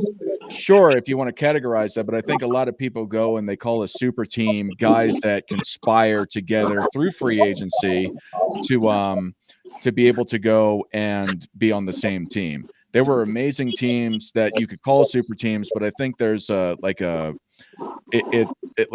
without it reading between the lines, when somebody says super team, it's conspiracy. I just wanted to add that. Can I answer? Yeah, absolutely. Yeah, so I think we see when you use the word super team, and I know you say that. I know you, Mike Larry, my man. I respect you, man. Thank you for all your support, man, for real. When we talk about the super teams, the one thing we have to keep in mind, the term super team is getting thrown around haphazardly now. Because when you talk about some of those teams in the 40s or even the 50s, the George Mikan Minneapolis Lakers, the Boston Celtics in the 60s, they were super teams, not super teams. All right, there's a difference there, because once again, it goes back to the mindset here. When we talk about LeBron James, the mindset of LeBron James was to what? To put the odds in his favor to win in the prime, because he did not want to go through the fire to win.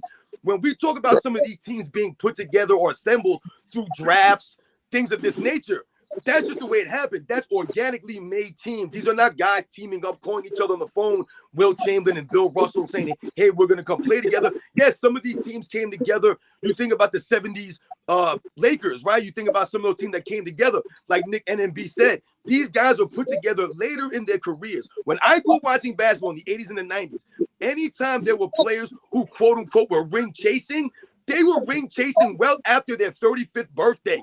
Karl Malone was damn near 40 years old when he went to the Lakers in 2004. This wasn't Karl Malone at 28 years old. That's the problem for LeBron James. When you go there in the prime of your career, essentially because you quit on your franchise, those are the things that look bad. It's not the same thing as the 80s Celtics and the 80s Lakers or some of these other teams that were great. It's the way that you come about these things.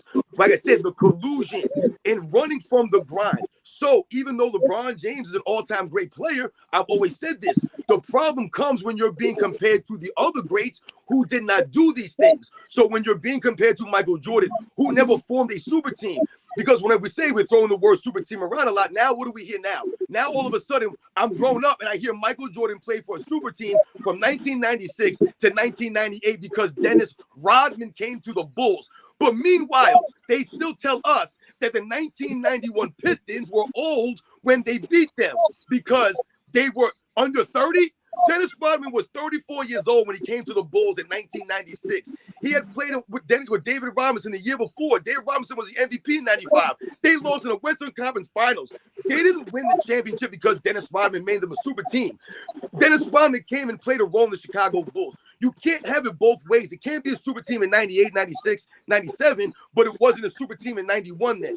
Those teams were never considered a super team, the Pistons. They were just considered a great team. These teams had chemistry. They played together for years. They were not colluding and joining teams. These guys were free agents, older. It's just not the same. You know that's where my pushback comes. Sorry to cut you off. That's where my pushback comes. How do we know that?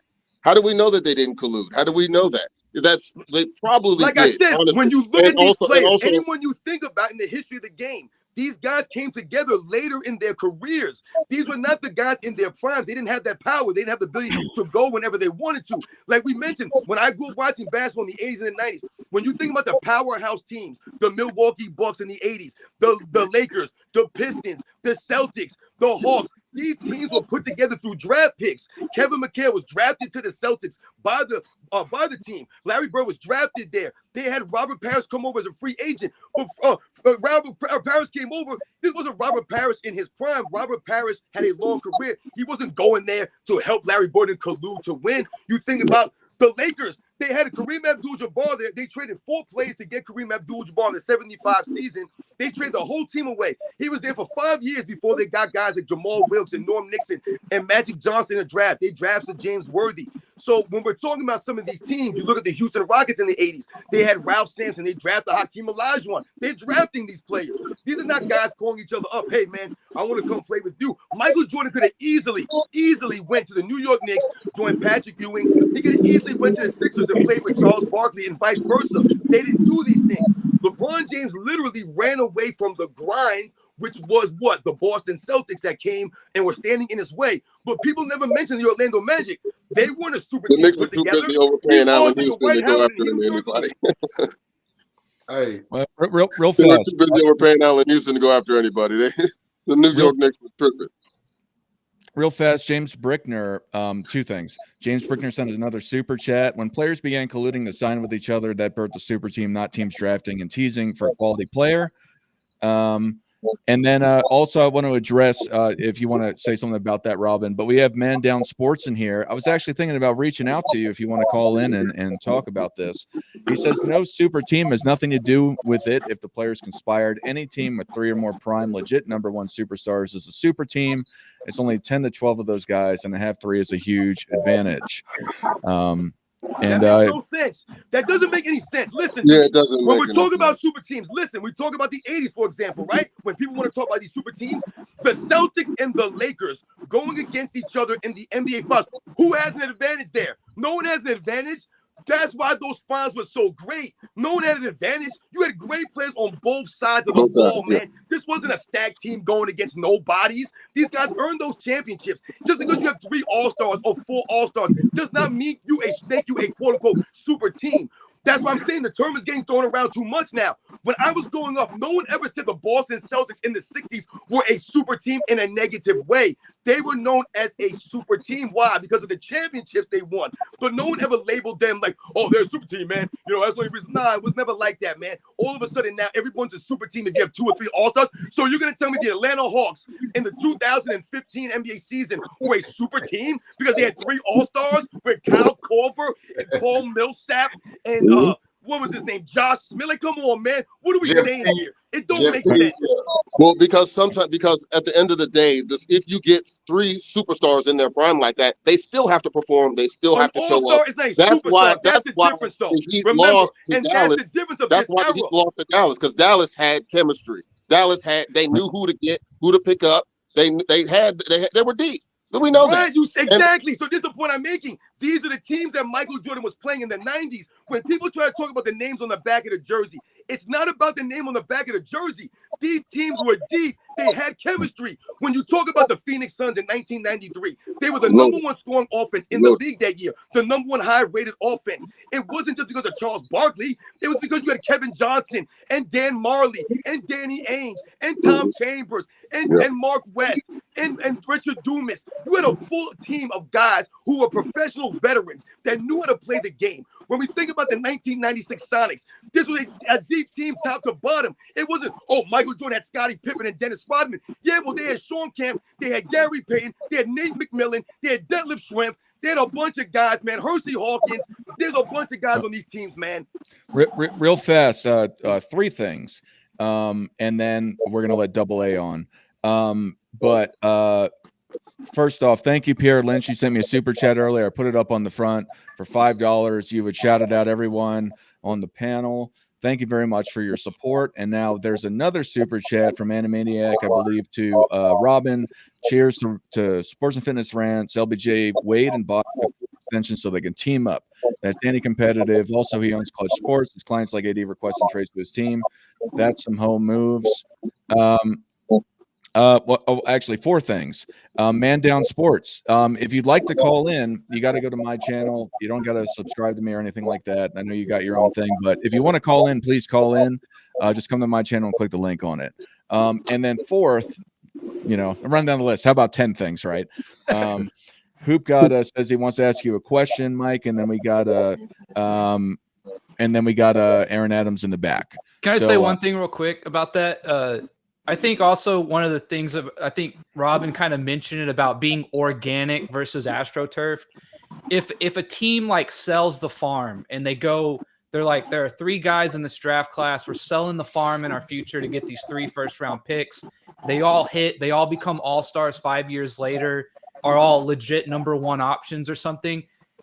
Like, yes, technically that is a super team, but more credit is given to the fact that the organization had the hindsight, took the risk, and were rewarded for their risk in terms of having the vision to think that was going to work, right? So, like, yes, you could argue that's a super team, but it came about organically. They took a big risk to get that trio, right? They had the vision to make it come together.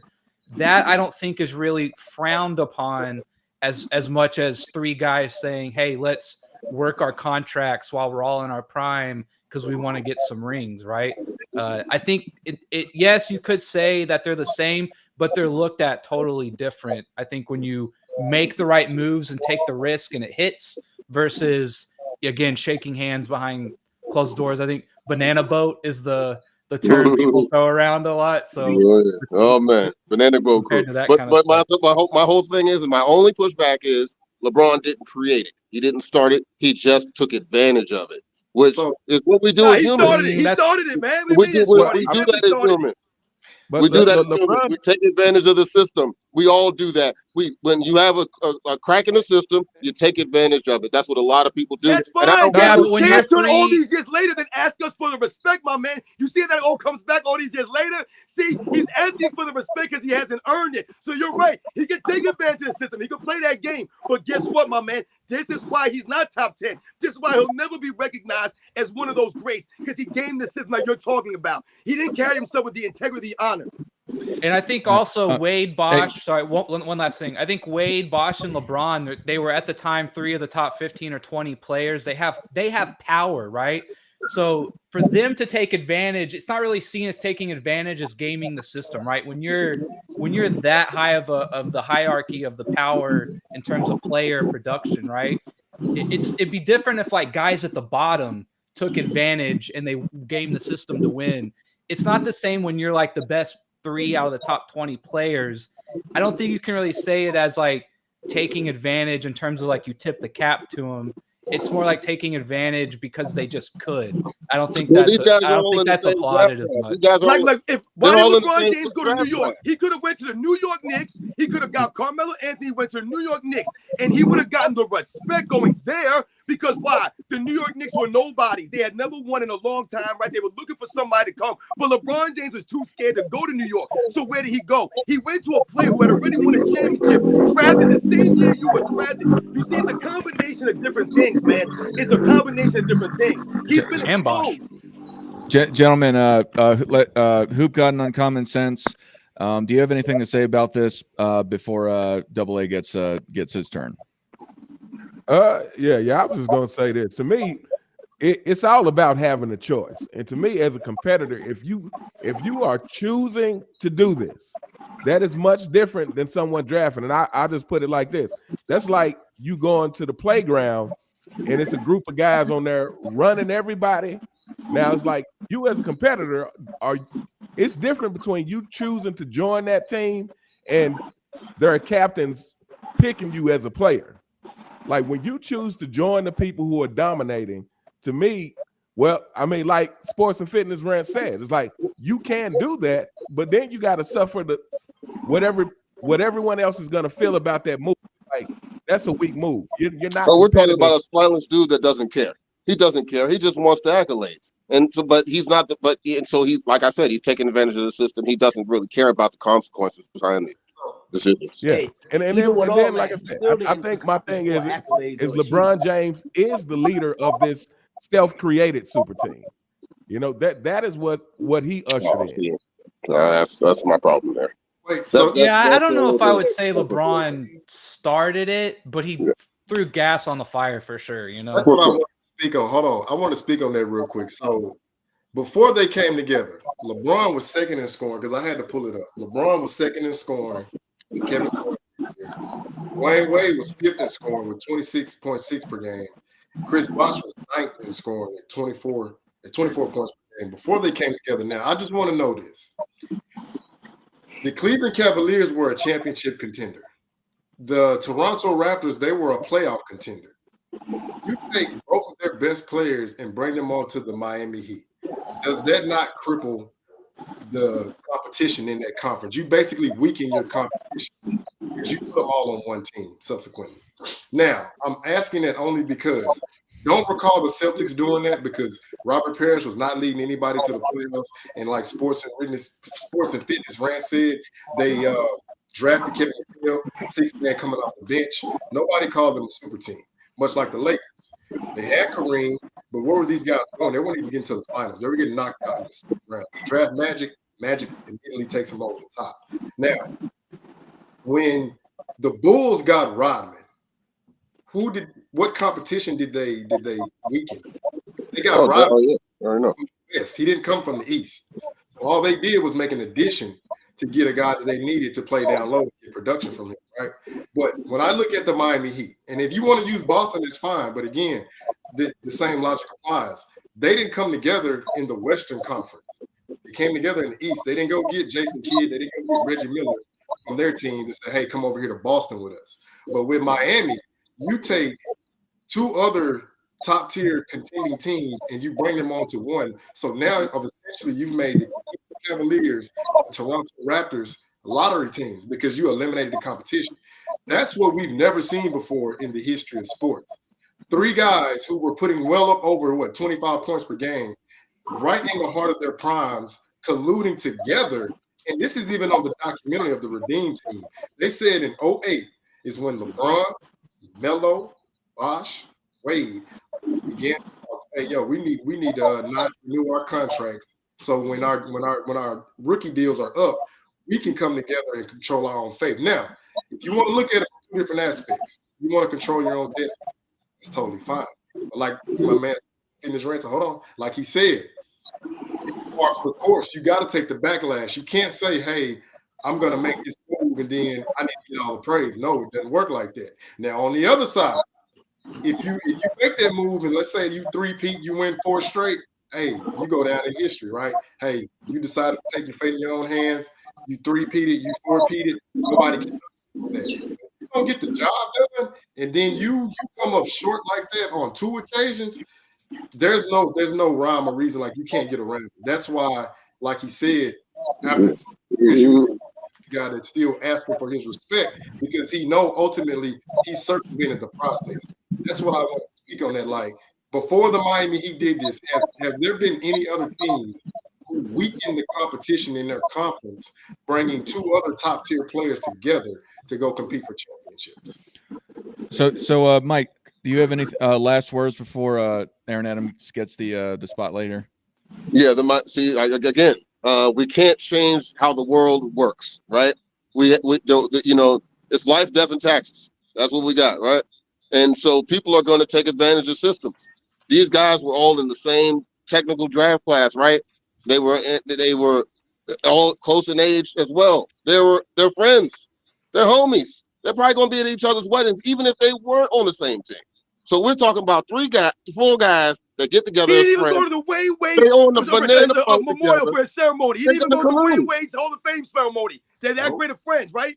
He sure didn't. He didn't. I ain't say real friends. They could be fake friends. But don't make it about that, though, man. Come on, Mike. Yo, Mike Larry. Come on, man. For real. Don't make it about that kind of stuff, man. I can make money with somebody. That don't mean I like them. I can make money with you. That don't mean I like you. Yeah, but you saying they go to weddings and stuff. We can do that. What I'm saying here, man, is the facts can't be denied. You can't deny LeBron James is the problem with the NBA right now. Why do you think Kevin Durant made that move? Absolutely. You think Kevin Durant made that move because of the Celtics in the 80s or the Lakers or Bill Russell Celtics? No, he made that move because of LeBron James. So what we're talking about is LeBron James could have went to any other team. That's what we're saying. He could have went to any team. The problem is he didn't do that. He went to a guy who already won to hide. The one thing I will say, because I'm from the DMV, and so I played with KD before. I've been a run and shoot. I kind of know a lot of the players that are running. I played with them, all that good stuff, right? I know some of KD's family. But what I will say is with that, KD is a pure scorer. All he wants to do is play ball. He don't like defense, and he don't like getting touched. So the best place to go is probably the most open type of team that's in the league, which was Golden State. And he had a chance to do it, and he took it. He's always going to take advantage of things like that. All right, thank you. He weakened the competition when he done that, but I agree. I mean, the man was in Southeast DC, right? Like a decade back. He scored 57 points in Southeast against people like me. And he scored 57 points. He's beating on his chest saying, I'm the best scorer in the world. I'm like, what the hell? We are the best. We outside. Like, what are we talking about here? Do it in the NBA. But that's the kind of guy he is. That's the kind of guy he is. I've drawn triple doubles outside with pros out there. I ain't beating myself on the chest saying I'm the best player out here. Hell no. But that's the type of person he is, and that's kind of NBA we got. We can't. But what I will say is LeBron, again, he just took advantage of the system, like a lot of these guys do. That's why we need the old NBA back. I agree. Thank you, Mike, for calling. I appreciate you calling in, and I hope you have a great rest of your day. All right. Thanks for having me, guys. Thanks a lot, man. Absolutely. Aaron Adams, AA, welcome. Hey, I don't like how y'all put me to the side, man. I thought I was one of the originals with y'all, man. I've been repping y'all forever, man. Who God, NMB, I've been holding y'all down, man. I even get planted on Go James Kingdom. He puts me in his videos, and y'all tell me I gotta wait till the end of the show. Y'all breaking my heart, man. My bad, bro. I'm not in charge of the back room, man. It's all love. It's all love. It's all love, fellas. It's all love. But you know what I was thinking, man? Jordan's the only player, right, that we have to find excuses for his greatness when it was just right in front of us. I think this era, and I'll say generation, I assume all of us are like, we all 30 plus in here, right? Give or take. I don't want to, This generation 30 plus a lot. All right. We're gonna leave it there, right?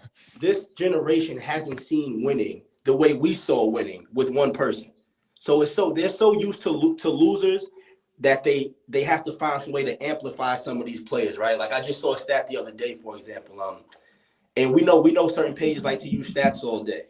Draymond made more 3-point field goals than Larry Bird, right? And we all know that if you put the context behind it, it's a whole we having a whole nother conversation. And I think Jordan, he's just the only guy that we've seen it happen in real time. We've seen him win. We seen him dominate, and we still find excuses to say why he did it. We sit here and praise Scottie Pippen. Now, he wasn't a scrub, far from. But he wasn't on this pedestal like people put him on. If we're going to do that to Scottie, we got to do the same thing to D-Wade. We got to do the same thing to Chris Bosh. We got to do the same thing to Kyrie. We got to do the same thing to Ant Davis and say these players are great. The co-stars can't be only great for one team and not the other team. You know what I'm saying? I watch these other channels talk about who had the help and what numbers. Listen, when it all came down to it, better team, that shit didn't matter. A lot of teams I think were better than the Bulls.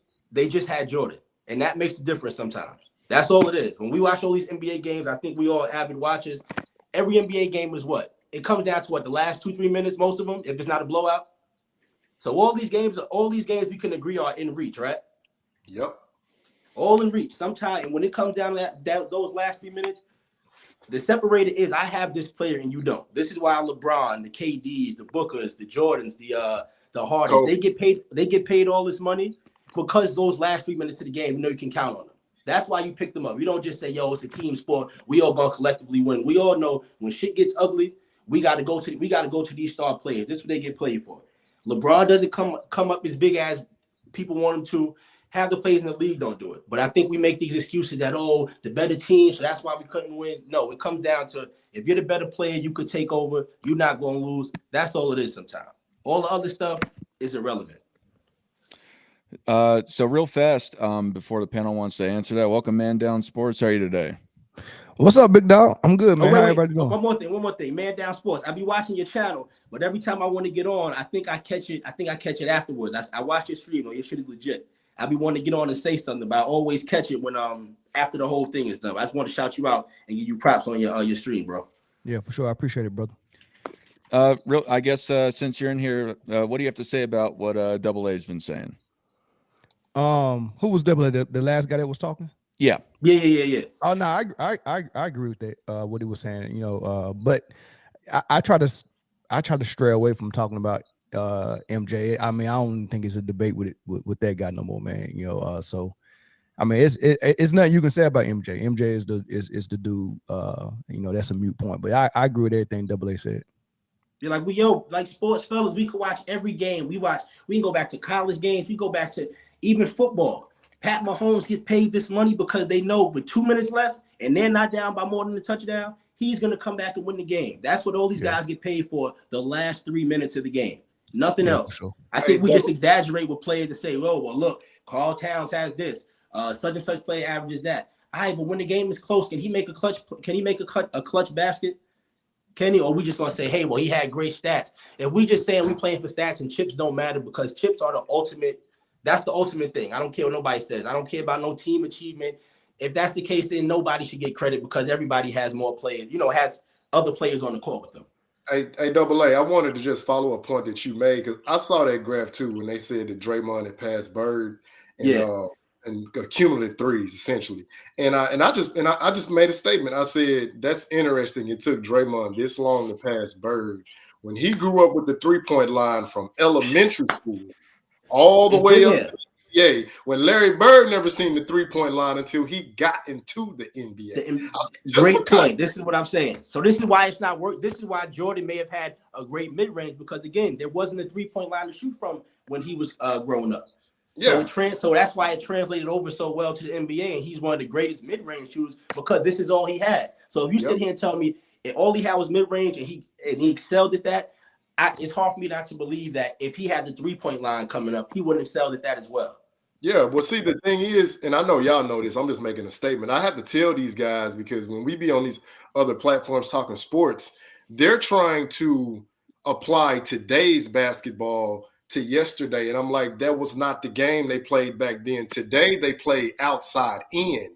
Back then, they played the opposite way. It was inside out, or for a perimeter player, you had to have that mid-range 1-2 dribble pull-up or able to get your shot off and create space in that high post elbow area because the paint was packed. So, yeah, you would either get the ball down to your big men, and then when they would try to collapse on that scoring area, they would incrementally move the ball back towards the guards to let them operate. But see, they don't understand that because they didn't go back and watch that game with, I would say, an active eye. They just want to look at lowlights and, oh, we're done with it. I'm like, bro, y'all are sad, man. It's just sad.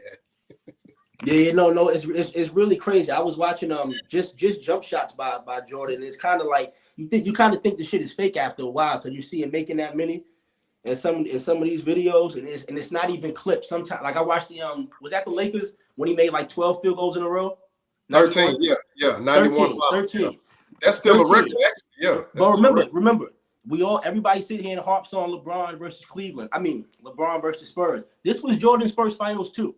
Yeah. So I don't want to hear about this was his first finals too versus a Lakers team that had experience that's been to the finals. This is his first time going there. So again, people try to use he played the Spurs and he was young. Yo, young or not, your first time is your first time. Hey, but Double A, it's ironic because Magic Johnson was the same age as Tim Duncan. In 2007, Tim Duncan was 31. In 1991, Magic Johnson was 31. This is what I'm saying.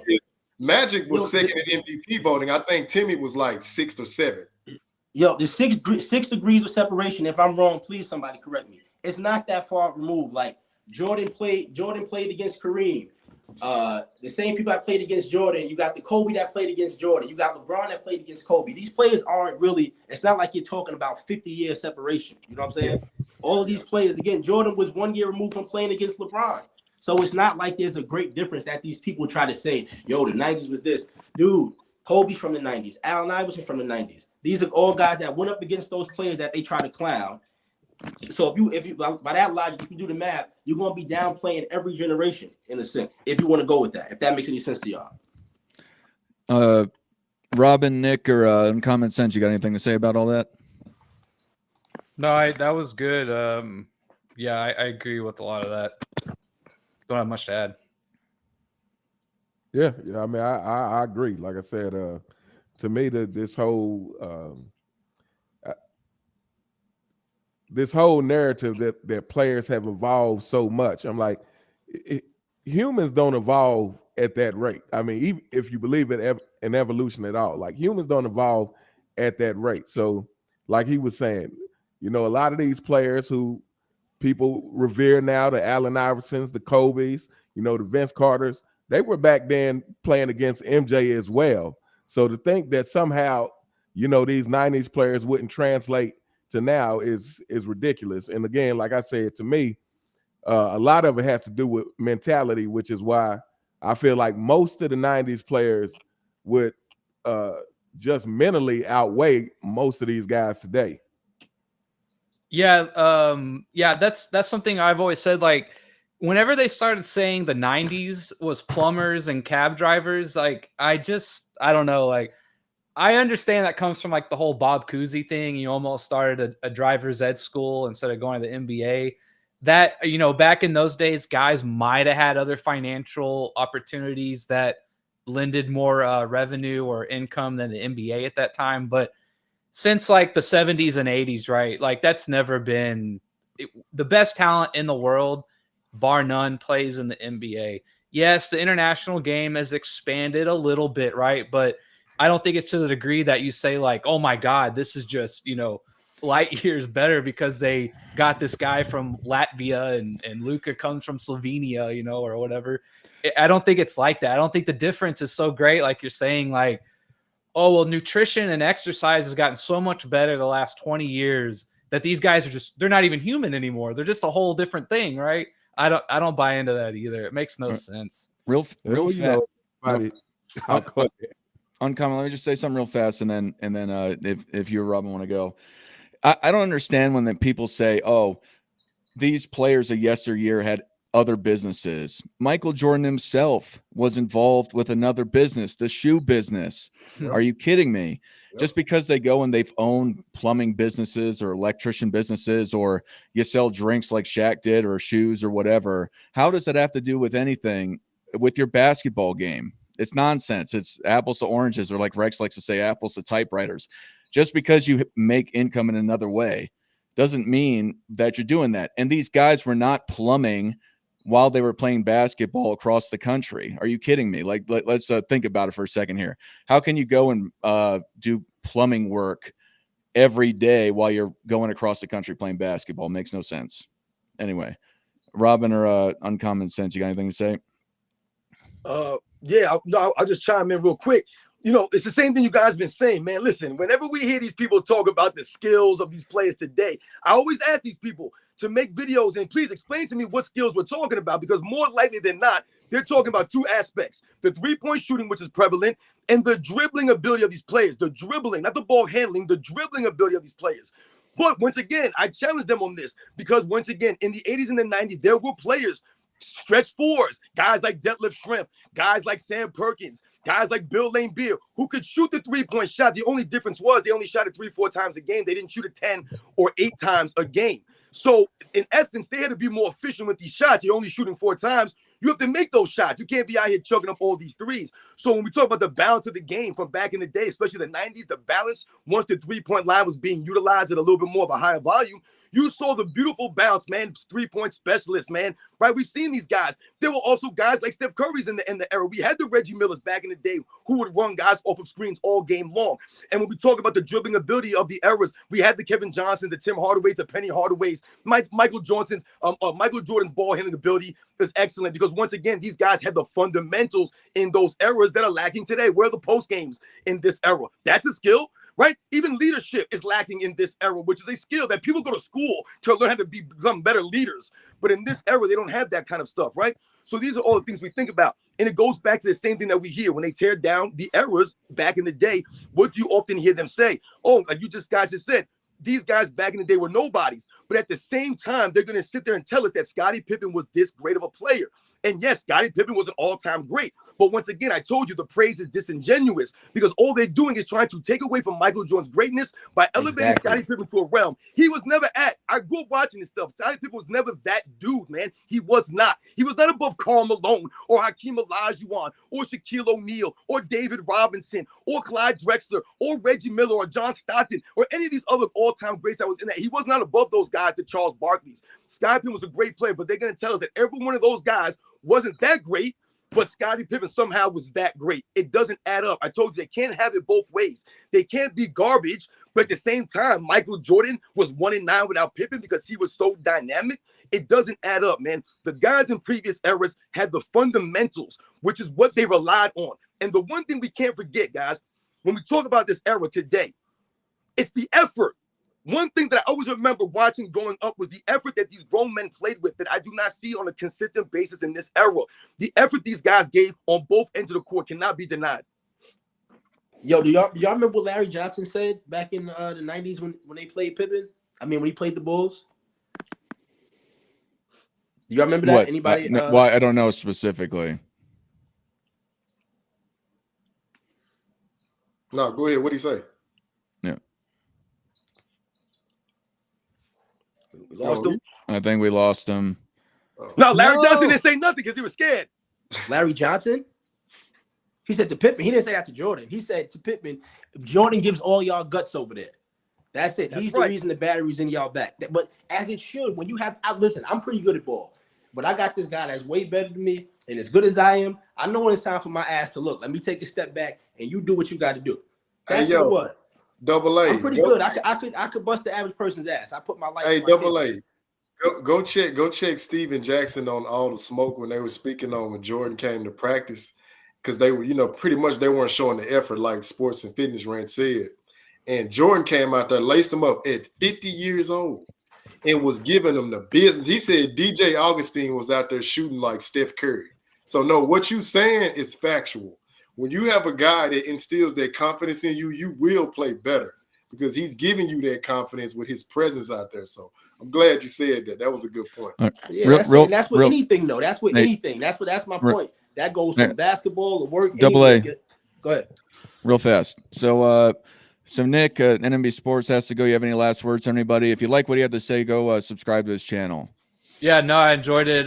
Yeah, I've been MIA lately. I'll get back on the videos, so we'll do this more often. Yeah, you also long video too, NMB. You also you can't give us that great breakdown after the debate and then just vanish on us like that. I like to leave the people wanting a little more, Nah. Well, don't take that damn long. All right, I appreciate that, man. So Aaron, do you have any last words? Man Down Sports had called in. Everyone had something to say about your take. Do you have any last words before Man Down Sports gets his time?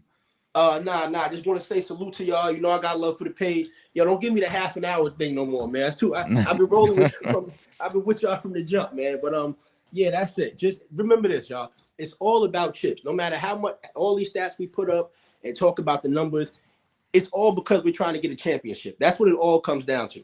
So say what you want about whatever, it comes down to the chips. That's what we play for. We can't minimize that. If that's the case, it shouldn't be a championship. We should be playing basketball to see who accumulates the most stats and everybody go home. We all know it's about chips at the end of the day. We all know the role that players play. So the Robert Horry thing, that could never work. We know the truth. If you watch sports, you know the truth. You know people's roles in this game.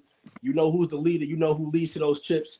And if whoever's watching this, GOAT James Kingdom, if y'all are, remember, Jordan got 6 of them things. He's 6 for 6 with everything. That's all. Hey, Double A, drop your email, bro. All right, I got you. I'm gonna sit in the private joint.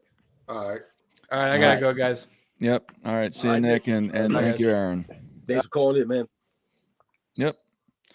So how you doing, Man Down Sports? I know you we did a little introduction before, but did you want to just hang out, or do you have a question? I know you were in the chat about the super teams. I think when I first commented, y'all was talking about the super teams, but y'all done moved on from that. So I didn't want to make y'all backtrack or nothing like that. But by the way, I've watched Uncommon since stuff plenty of times. I watch Michael Jordan Fans Are the Best plenty of times, and I even watch sports and fitness rants plenty of times. Man, y'all pop up in my algorithm all the time. So whatever y'all doing with y'all channel is y'all doing good stuff. YouTube is pushing y'all out, man. So I just want to salute y'all. But now when I dropped the super team concept or my theory or my definition of a super team, I think sports fitness and rants kind of misunderstood it. So I kind of wanted to clear it up a little bit. But what did you think I was saying when I said that a super team is 3 or more prime number one superstars? Or when I say number one, I mean guys that are proven to be able to carry a team or a franchise as the number one player. I think those guys is very few of those in the league. I think it's around 10 to 12 every year, give or take. So when you have 3 of those superstars on your team and when they're in their prime, I think that gives you a clear cut advantage. You don't even have to play. You don't even have to have great chemistry. You don't have to play great team basketball. If you got 3 superstars that are number ones, you can figure it out, and that gives you an advantage over every other team. So what did you misunderstand about that? I think with the whole thing that was misunderstood is I didn't even hear that you said that. So as far as I was concerned, I heard all-stars. That's what I heard. Someone having 3 all-stars on the team. I didn't hear nothing about no number ones, guys who could lead a squad, give them the ball and let them do their thing. So this must obviously be some kind of miscommunication or a misrepresentation of what you said or meant to say. Oh, okay. Oh, yeah. I figured that because I didn't. When you said all stars, I was like, I didn't even say all stars. But yeah. Because as far as I'm concerned, we have similar thoughts. We have a similar opinions on basketball. And as far as those things, I've seen some of your stuff on my algorithm as well. So, like I said, I don't think that see, my whole problem with the super team, what we were talking about earlier, is how people will now just use the term super team to talk about teams from previous eras now. Now we're labeling every team that's ever had existence with, let's say, all-stars or Hall of Famers on them. All of a sudden now they're a super team, because the connotation for me, as far as my own personal thought, when I hear super team, it's a negative connotation. For me, it's a negative.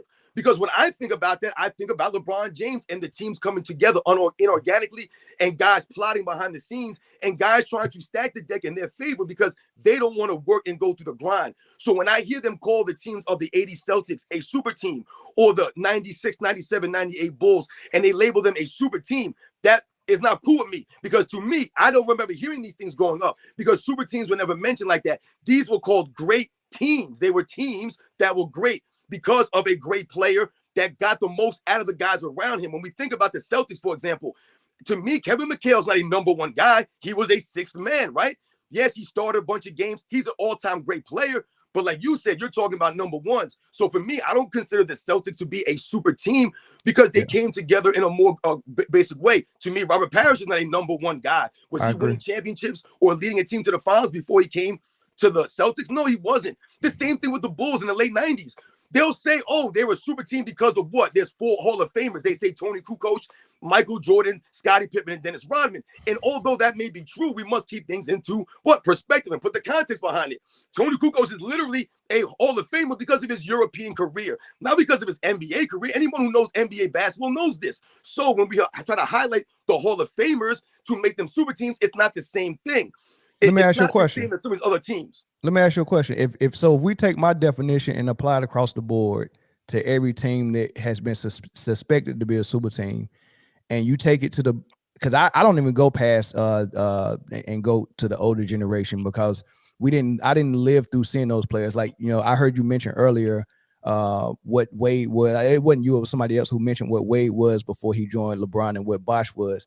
We know that from knowledge because we was watching them play in that present time, versus somebody that was younger back then that didn't watch them play. All they got to go off of is what they hear on ESPN or what they can Google, and they probably don't think Bosh was that dude, right? So it's kind of hard to them navigate that same way. I don't look at the Boston Celtics back then and try to apply my definition to them. But if I did, how many number ones was on that team? Just Bird? Yeah. Well, okay.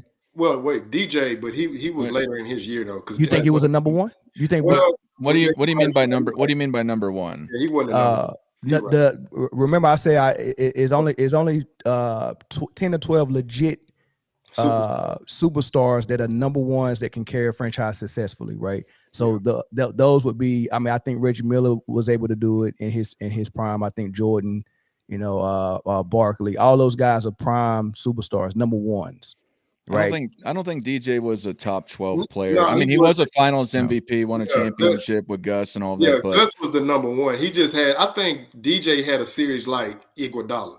He just had the mismatch, and he just played out of his mind. So he wasn't a legit number one. But let's say he was. That's two. That's two. Yeah, What was it? Yeah, I see your point. No, Was right. it So three? if you apply your logic, you're on the money with this. If you're gonna see, but this is the thing though. This is where the education becomes, and I'm not saying to you, for you, but for people like you said who don't know, maybe they didn't watch it or whatever the case may be, for them to consider a number one. Who knows what they're different? People think Scottie Pippen is a number one right now. That's the problem. So they're trying to pump Scottie Pippen up now. This is what I'm saying. When I was growing up, Scottie Pippen was nowhere near the Reggie Millers, the John Stocktons, the Karl Malones, the Barkleys, the David. But now they keep trying to tell me that Scottie Pippen was the best all-around basketball player in 1994 when Michael Jordan left. And I keep trying to tell you or tell them, how is he a greater all-around basketball player than Hakeem Olajuwon or Shaquille O'Neal or Charles Barkley or David Robinson? When did this happen? So he wasn't, but he was able to prove that he could lead a successful team as a number one when Michael Jordan retired the first time. He was in the MVP discussion. He got his team played to with the 3 second round. All-Stars on the Bulls, though. They had 3 All-Stars that season. And once again, these are the residuals of playing with a Michael Jordan. You also have Phil Jackson there, who many people will argue did his best coaching job in that season. They had great game plans. They played a great team ball. That takes away nothing from Scottie Pippen. But look at his numbers across the board. When Michael Jordan left, what they try to tell us now is Michael Jordan suppressed Scottie Pippen so much because he shot the ball so much. So they want us to believe, or people to believe, that if Michael Jordan wasn't there hogging the ball, Scottie Pippen could have averaged 30 points a game and be that guy. He wasn't that guy. He was never the leader. Yes, they made the playoffs. They were still a great team, and Scottie Pippen led them there. But what happened when it mattered most? Because he was not a number one. When they needed a basket, they called on Tony Kukoc. In Game 7, where was Scottie Pippen? He was not there. But what do they keep telling us? Oh, Pippen got robbed because of a bad call. So did the Detroit Pistons in the '88 Finals. No one brings these things up. There have been many missed calls or bad calls in NBA's history, but they'll give Scottie Pippen that crutch to lift him up into a realm. And they tell me now on my channel that Scottie Pippen led the Chicago Bulls to the Eastern Conference Finals in 1994. Yeah, they wasn't paying attention. They got to the semifinals. Yeah, right. But that's what I'm saying. This is where the education and people need to learn, man, the history of the game. Scottie Pippen was never a number one. Him leading the Bulls that one season, that was great for him. But what happened the following season when Horace Grant left? All of a sudden they were floundering around. No, you're right. A big part of that team. I agree, and they forget about that second season where there was almost a non-playoff team until Jordan came back for those. Barely 3 games over 500. I don't know. That was on the struggle bus. But I will get the only thing I disagree with you, Sports and Rants, Sports and Fitness, is I think I would give credit to Pippen for being a successful number one. I mean, he was in the MVP discussion. He played phenomenal basketball. He was definitely probably a top 12 player in the league at that time. You talking about 94? Yeah. Okay. Real fast on Common Sense. Were you trying to say something? Yeah. I was just gonna say I agree with Man Down as far as that 94 season, but I think the reason, again, kind of like what Sports and Fitness Rants was saying, I think coming off that leadership of Michael Jordan is what got Scottie Pippen to that point. Yeah. That it's kind of like when BJ Armstrong had that great game when BJ was on the Hornets. It was like he was still running off residuals from playing with Michael, but it's like they couldn't sustain that, which is why I think, in the 95 season, Pippen fell off. And like you said, that's when he's begging for Jordan to come back on the camera. So, and I think that's just a testament to Jordan's great leadership, is that, he had everybody playing with a certain amount of confidence. Yeah. I wanted to follow up that point too, because I give Pippen credit where it's due. Like I don't start to exaggerate it, because 94, he finally got what he wanted, right? But then let's move on to 95, and I think that's when reality set in. And it's a phrase that I like. It's called "Heavy is the head that wears the crown." And he realized that, no, I'm not really built for this. But I also wanted to add in, when Pippen was dealing with his turmoil with the front office, Jordan had actually got the Bulls to 28-11. And this is, because Pippen only played 40, what was it? He missed 38 games, so he played 44. One of those two. But what I noticed in that whole ordeal was from The Last Dance, okay, so Jordan was able to right the ship and get the Bulls on par to be well over 500, as to where Pippen, when he was in that role, like you said earlier, yeah, they were struggling just to keep their head above water. And that's what a lot of people don't want to include when they try to, I would say, over-exaggerate Scottie Pippen's contribution, because, again, yes, he was a great player, but it was the sustainability, as Uncommon Sense said, due to playing with the great Michael Jordan. Yeah, I agree, man, and I do believe that people are using Pippen as some type of gateway to be disingenuous and diminish Michael Jordan for whatever reason. But I don't respond to that by going to the other end of that extreme and then taking him away from the credit he deserves as a number one. I mean, I think he's successful, but even with my definition of 3 number ones in their prime, the Bulls never had that. You know, at the most they had a dynamic duo with Pippen and Jordan, which is normal. You got Shaq and Kobe, you got Stockton and Malone, you got Peyton Kemp. Like, so dynamic duos was a thing then, but big threes and super teams and 3 superstars in their prime that are proven number ones, that's something that I haven't seen until I seen Boston do it with Ray Allen, KG, and Paul Pierce. And then Miami did it with Wade, Bosh, and LeBron. And then if you want to elevate Klay Thompson to a level of a superstar when he was in his prime with KD, Steph, and Klay, that would make a super team as well. But I don't think, you know, I wouldn't argue it if you say there was a super team, but I really don't see Klay in that light. And then the OKC Thunder with Harden, Westbrook, and Kevin Durant, that was before Harden and Westbrook's prime, so they wasn't in their prime either. So being past your prime or before your prime, I wouldn't constitute you as a super team, depending on what the superstars are in their career. Yeah, Can I say something real quick? I want to ask Man Down a quick question. So I hear what you're saying here, man. And like I said, man, you on the money with some of this stuff, man. The only thing I say when we talk about the Steph Curry, the Kevin Durant thing, see, once again, we're talking about the Boston Celtics in 2008. They're 3 number ones, absolutely. Ray Allen, when he first came in the league, he was that guy, man. We all know Paul Pierce was carrying the Celtics for years, and we all know what KG could do when he was in his prime. The problem is for some of those guys like a Paul Pierce and a Ray Allen, they were never really MVP contenders. So when you think about a Kevin Durant and a Steph Curry together, whether or not Klay Thompson is a superstar or not, that absolutely makes them a super team. You're talking about 2 of the primetime players, 2 of the probably greatest players of their era, at the same time on the same team in MVP shape. To me, that absolutely institutes a super team. There's got to be a caveat for 2 superstar MVP levels playing. But I want to ask you this. When we talk about Scottie Pippen, you said he's a number 1 for 1994. I'm not with you on the number 1 Scottie Pippen. Uncommon Sense agrees with you on that. I'm not with it.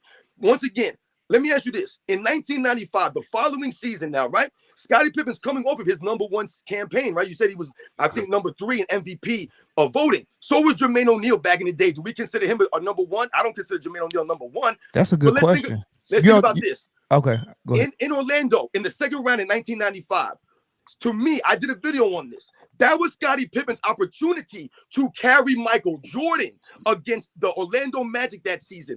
Michael Jordan was really good. He wasn't Michael Jordan in that series, but if you watch the games, he was still very good. He had some turnover problems. Scottie Pippen could have been the number 1 guy. He should have been the number 1 guy in that series, but he wasn't able. He actually folded up in that series and actually played down from the previous series against the Hornets. So I asked you, where was Scottie Pippen to be the number 1 at that point? I obviously not there. I mean, you're not gonna get an argument for me. I mean, I don't want to make an excuse, man, but playing subpar basketball or barely above par basketball for the whole season, and then having Michael Jordan come out of retirement to try to save the season, but he not be. I mean, I interviewed Corey Blunt. I asked him, man, what do you think Jordan was when he came back, man? He said, I think Jordan was 55% of himself. You know, so having Jordan be that physically and with his timing and you know, with his rust and then chemistry with the team, on top of in his mind, he's still trying to be Michael Jordan. That's very hard for a team to navigate. And I don't know if Pippen really wanted to step on Jordan's shoes. I don't even think Jordan would allow him to step on his toes. You know, Jordan was going to get his 30 shots up regardless, and they was going to play the way they usually play. So, I mean, I wouldn't tax him too much with that, but you make a good point. I ain't got no argument against it. See, the thing is, he was in basketball. He wasn't in basketball condition. He was still coming off baseball. That's why I think a lot of people see when they came back in 95, 96, like he pretty much showed, okay, now I got a full season under my belt. It's a whole different ball game. Yeah, for sure. for sure. Well, real fast, 'cause I see you there, T Ray. Man down. We got T Ray and Leon here. You're welcome to stay on, and I invite you if you'd like to come on again. If you like this show, and you'd like to come in on Saturday afternoons, I can email you if you'd like to come on, and we could talk about it later if you're interested, or if this is a one-time thing, that's cool too. No, I put my email in the chat. Hey, man, Dan, I follow you too, man. Keep doing your good work, bro. You got some great content. Yeah, for real, yo. Okay. Much respect to you, man, for coming out, man. For real, Yeah. man. I seen your stuff too, man. For real. You're welcome to hang out too if you'd like for the rest of the show. We're going to be shutting this off in the next 20 minutes or so. Okay. But I just wanted to put that out there to publicly invite you if you want to come on the panel sometime in the future. Okay, sounds good, bro. Awesome. Okay. Do you have your email on your channel, or there it is? Okay. All right. I'll save it. But T Ray, what do you got to say? Welcome to the channel. And do you have any question for the panel or anybody specifically on the panel? Well, I follow everybody here, man. Man down, sports fitness, uncommon. Man, y'all are a breath of fresh air for a mid to late 40s guy like myself that grew up in the real era of sports, specifically basketball. I like that it's up to us to change the the narrative of our era and the era even before us, because we saw the greats, we saw the best that the game has to offer. We saw, with the rules being what they were as opposed to what they are now. And I'm just glad that you guys are, upholding the craft like you are. So I'll start off by saying that. One thing about Scottie Pippen, what I always like to throw around to people that like to uplift him a little higher than they should. Scottie Pippen played after he left Chicago. He played with the Rockets for that year, and I won't count that against him because that was a hard transition for all three of the players involved, I believe, with Barkley and Elijah Wan. As far as them, coming together that way, I think they might have needed another year or so. But with the toxicity between Barkley and Pippen, I don't think it would have worked.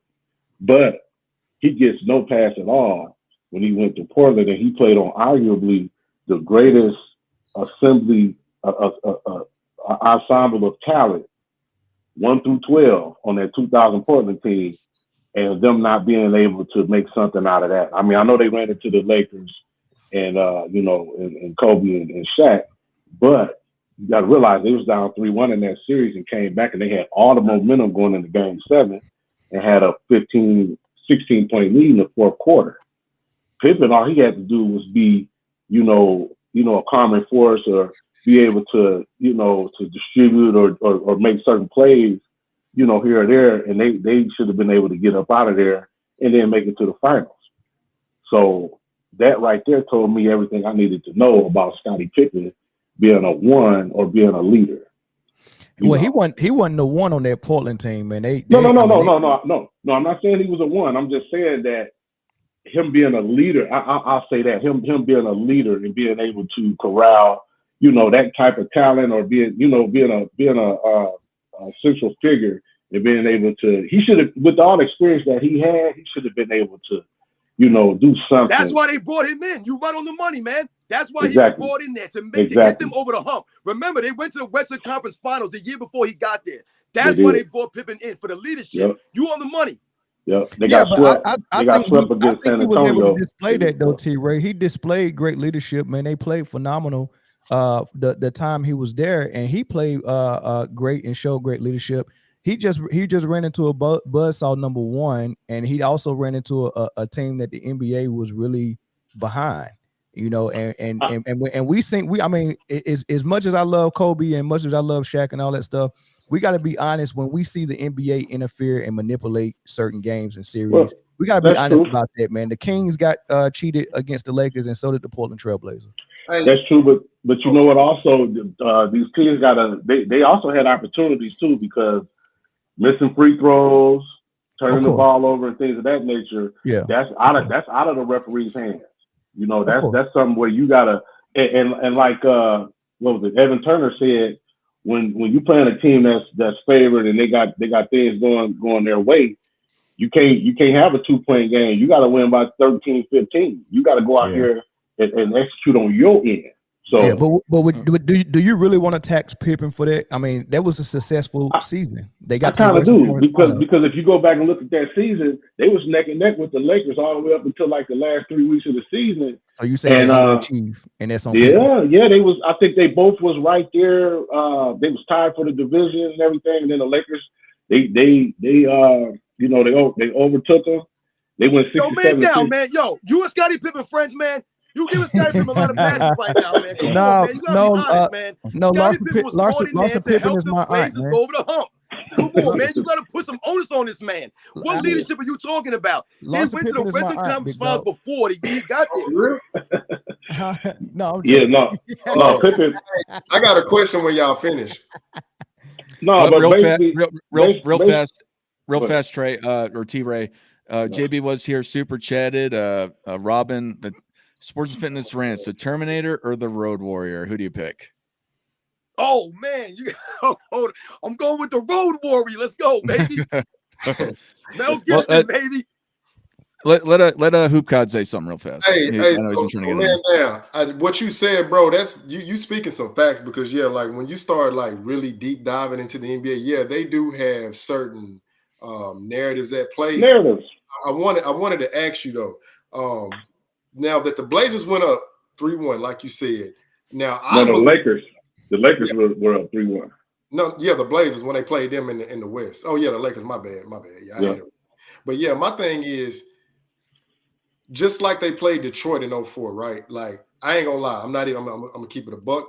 Watching that series back then, I'm like, man, the Lakers finna demolish them, right? But then I see how Chauncey went out there and like. I believe that man played when you say a flawless game, I can't remember one time that he made a bad pass, took a bad shot, or made a misstep that might have cost them like a point or a possession, right? And I'm saying it just to say this. I do know that the NBA do got certain things at play, like it's certain teams they want to see like be successful. But if a team can come in there and outperform them, it's kind of like, hey, okay, let's let it play out.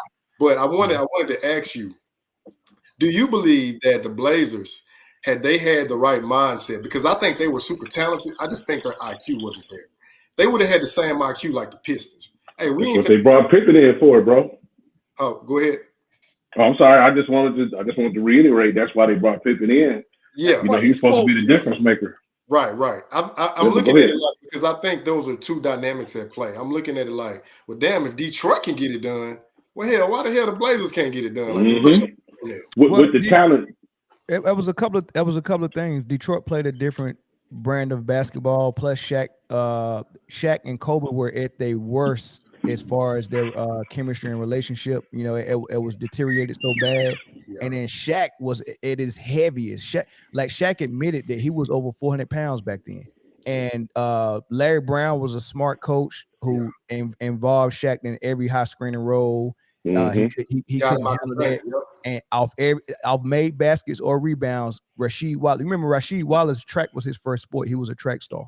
Yeah. And he always ran like a deer. And Ben Wallace and Rasheed Wallace was running full sprints from rim to rim. Yeah. That was the game plan. So that game plan was just perfect for the Lakers at that time of turmoil and that time Shaq was overweight and all that stuff. And then when you look at the Portland series, Kobe was just reaching his prime. Shaq was still in his prime of primes. He was still the diesel.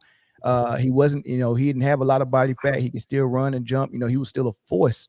And, and the slow guy that was getting picked on defense back then was Sabonis with his bad knees and his 350-pound self. So that was, it was just a whole different thing. Detroit was just a perfect storm. And they ran them boys off the floor, man. Real fast, two things. Derek super chats, Robin again. He says, love watching you guys on Sundays, better than ESPN and Fox Sports. What do you got to say about that, Robin? Yo, he's right on money, man, because we got my man Down Sports here. We had Angry Old Hoops on. We got my man Uncommon Sense. We got the Hoop Guy. We had NNB on here. We got people calling in. Yo, people are starting to stand up. The real NBA fans are starting to stand up, man, for the facts, man. Like I said, holding the standard. So shout out to everybody out there, man. Much respect. Thank you. Absolutely. Uncommon Sense, do you have anything to say about what's being talked about? I know you've been quiet for a while.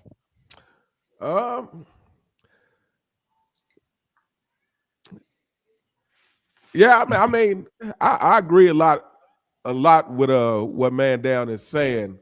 But honestly, like me, I feel like just because like I'm so into I think great players is half your skills and half leadership.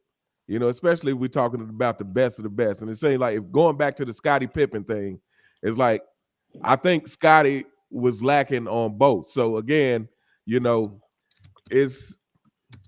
I probably give Pippen less credit than a lot of people because I feel like Michael Jordan was totally responsible for Scottie Pippen being a top 50 player. And, the whole Portland series that you're talking about, I agree with some of the, NBA narrative stuff and that. But at the end of the day, and I know Scottie Pippen, I guess, was older but at the end of the day, I feel like Scottie Pippen's leadership should have carried that team over the hump against the Lakers. And I feel like Scottie is just not a leader like that.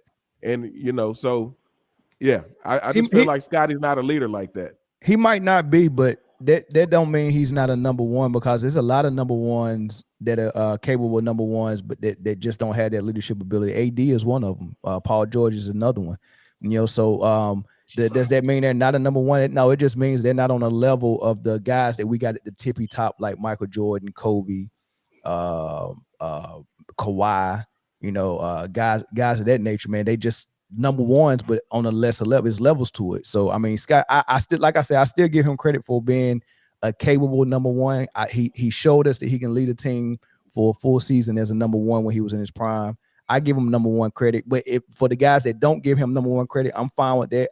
I would settle with him being probably the best number two we've ever seen. Name a number two that's better. Well, I got a question. I got a question. Hold on. Was Kareem Abdul-Jabbar number two in the 80s with Magic Johnson? We can say he was a great number two. See, this is where it gets slippery when we talk about these things. Listen, Man Down, I respect you. I'm gonna subscribe to your channel, man. I like your stuff, man. Hold on, man. You ain't already subscribed. Hold on, wait. You're not already subscribed, big dog? No, man.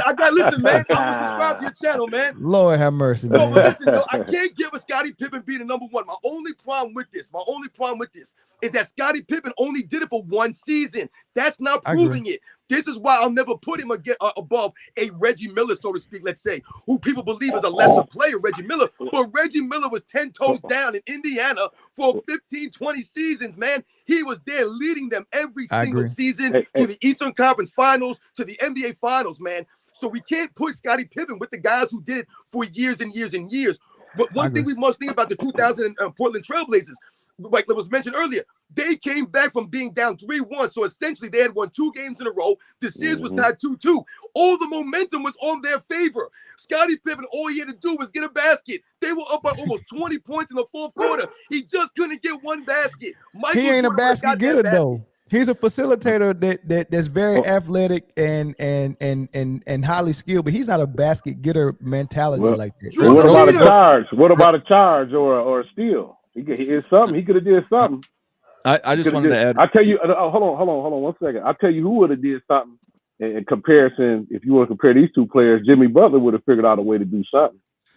I just want to add something with Pippen. I think he is one of the greatest number 2 guys, but I would not say he's the greatest. Because you could talk about Kareem and Oscar Robertson. You could talk. Somebody mentioned John Havlicek with Bill Russell. They won 8 together. Robin just mentioned Magic and Kareem. You could talk Shaq and Kobe. You could talk Tim Duncan, David Robinson. Now, I think some of them you can take out of that. Some of them are just my personal preferences, but I think that individually they were better players than Scottie Pippen. But for the greatness aspect, I think Scottie Pippen is probably a top 5 number 2. But I don't think he's the best number 2. But I have a difference between that. I differentiate best and greatest. I agree with you on that. But this is why I said it that way. Because if we're not giving him credit for a number 1, that means he's 100% a legit number 2. Those guys that you named were not number 2s. They were number 1s that was de facto number 2s because they just happened to have a better number 1 on their squad. So I I got- don't I got what you're- look I got at what you're Kobe as a saying, yeah. number 2, but I'm talking about people that are legit number 2s like Stockton. He was a legit number 2 for his whole career behind Malone, and when Malone was the number 1. I When think you- he was a number 1 also in that perspective. I think You they think were so? both number 1s. Yeah. You think Stockton can lead a team as the best player and successfully better than Pippen could? You think Stockton was a number 1, but Pippen wasn't? There's no sample size to actually judge that, but I think, It is. yeah, I think he could. You think So so? I think as far as that goes, I believe that John Stockton is closer to Karl Malone than Scottie Pippen to Michael Jordan. I think that's an obvious statement that we're making right there. Oh, that's tough. So, That's tough. so That's and I'll tough. tell you right now, I would rank Stockton over Scottie Pippen in the 90s. I would rank him above it, but that's me. Maybe you have Pippen over Yeah. Stockton in that rankings, but for me, I'm putting Stockton above Scottie Pippen because, like I said, to me, I believe Stockton and Malone are closer to each other. See, look, yo, man, down. When we talk about duos, right? You think Scottie Pippen and Michael Jordan are the greatest duo, right? Most people agree with that. But it's not because Scottie Pippen was so great and so close to Michael Jordan. It's because Michael Jordan is so great. So when we think about a Kobe Bryant and a Shaquille O'Neal, people will consider them closer, right? They're two great players. But for some reason, that duo is not better than Michael Jordan and Scottie Pippen. Why? Because of Michael Jordan, not because of Scottie Pippen. No, I'm with you on that, man. I'm gonna have to go back and really think about everything that everybody said, man. Because, man, You got me thinking too, man. Yo, number much 1. respect to you for real, man. Stockton possibly number 1. That's tough. You know, the only point guard that I would give credit for being a number 1 and leading the team Magic. successfully back then was probably J. Kidd. He got the Nets to two or three straight Eastern Conference Finals and got him to the finals twice, I think. J. Kidd actually did it. Stockton we don't have like you said, we don't have a sample size of Stockton doing that. You or know, even I'm having not to do saying it. that Stockton is a number 1 as far as like leading a team to like a championship. I'm not saying that. I'm just saying to me, when we think about the duos, I think that him and Karl Malone are closer than Scottie Pippen and Michael Jordan. That's my Okay. Oh yeah. I agree with you on that. T-Ray, thank you for calling in. Do you have any last words for everybody? We got Leon here, and then after that, we're going to get out of here. Well, yeah, I kind of want to touch on something that I like to speak on a lot. I'm big on like hustle plays. I'm a guy that, you know, it's certain things that players do that separate them, especially being great players. And I look at a guy like Clyde Drexler.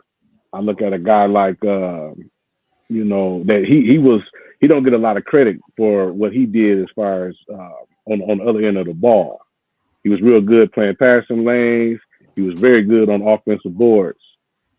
Today, you don't see a lot of that. You don't see a lot of players hitting the boards. And I throw this stat around online a lot where, like, you know, to bring up LeBron James, he's a terrible offensive rebounder. I think this year he just passed Michael Jordan on the offensive rebounding list. Jordan played 13 whole seasons, and this man played 21.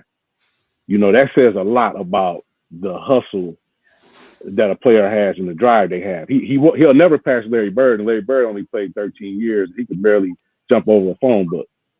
So I'm real big on that. I'm real big on, you know, lead a team. Like, what can you do besides scoring or having the ball in your hands to help your team?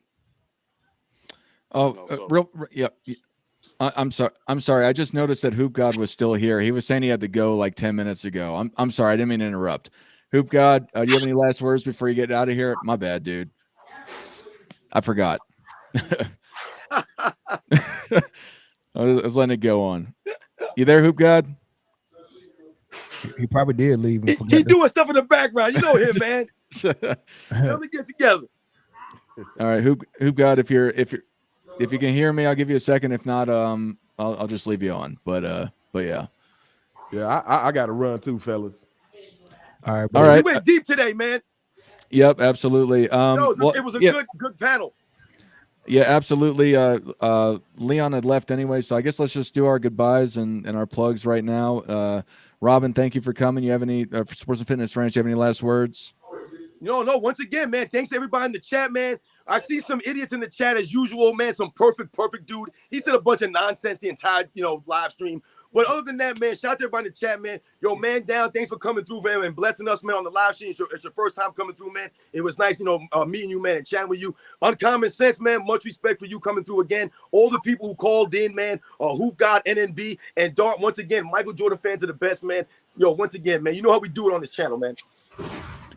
Absolutely. Uncommon Sense. What do you guys say? Yeah, I just tell everybody in the chat, keep supporting channels like this. Please keep sharing, and because I feel like, again, you got to support the media that's actually telling you the truth, that's actually giving you some honesty. So like I said, I follow everybody here on the panel. Man down, I've been following you for quite a while. But yeah, so keep supporting and keep showing up. Appreciate y'all. Thank y'all for having me on. And I'll catch you all next time. Yeah, for awesome. Sure. Hoop God, one last chance. Are you there?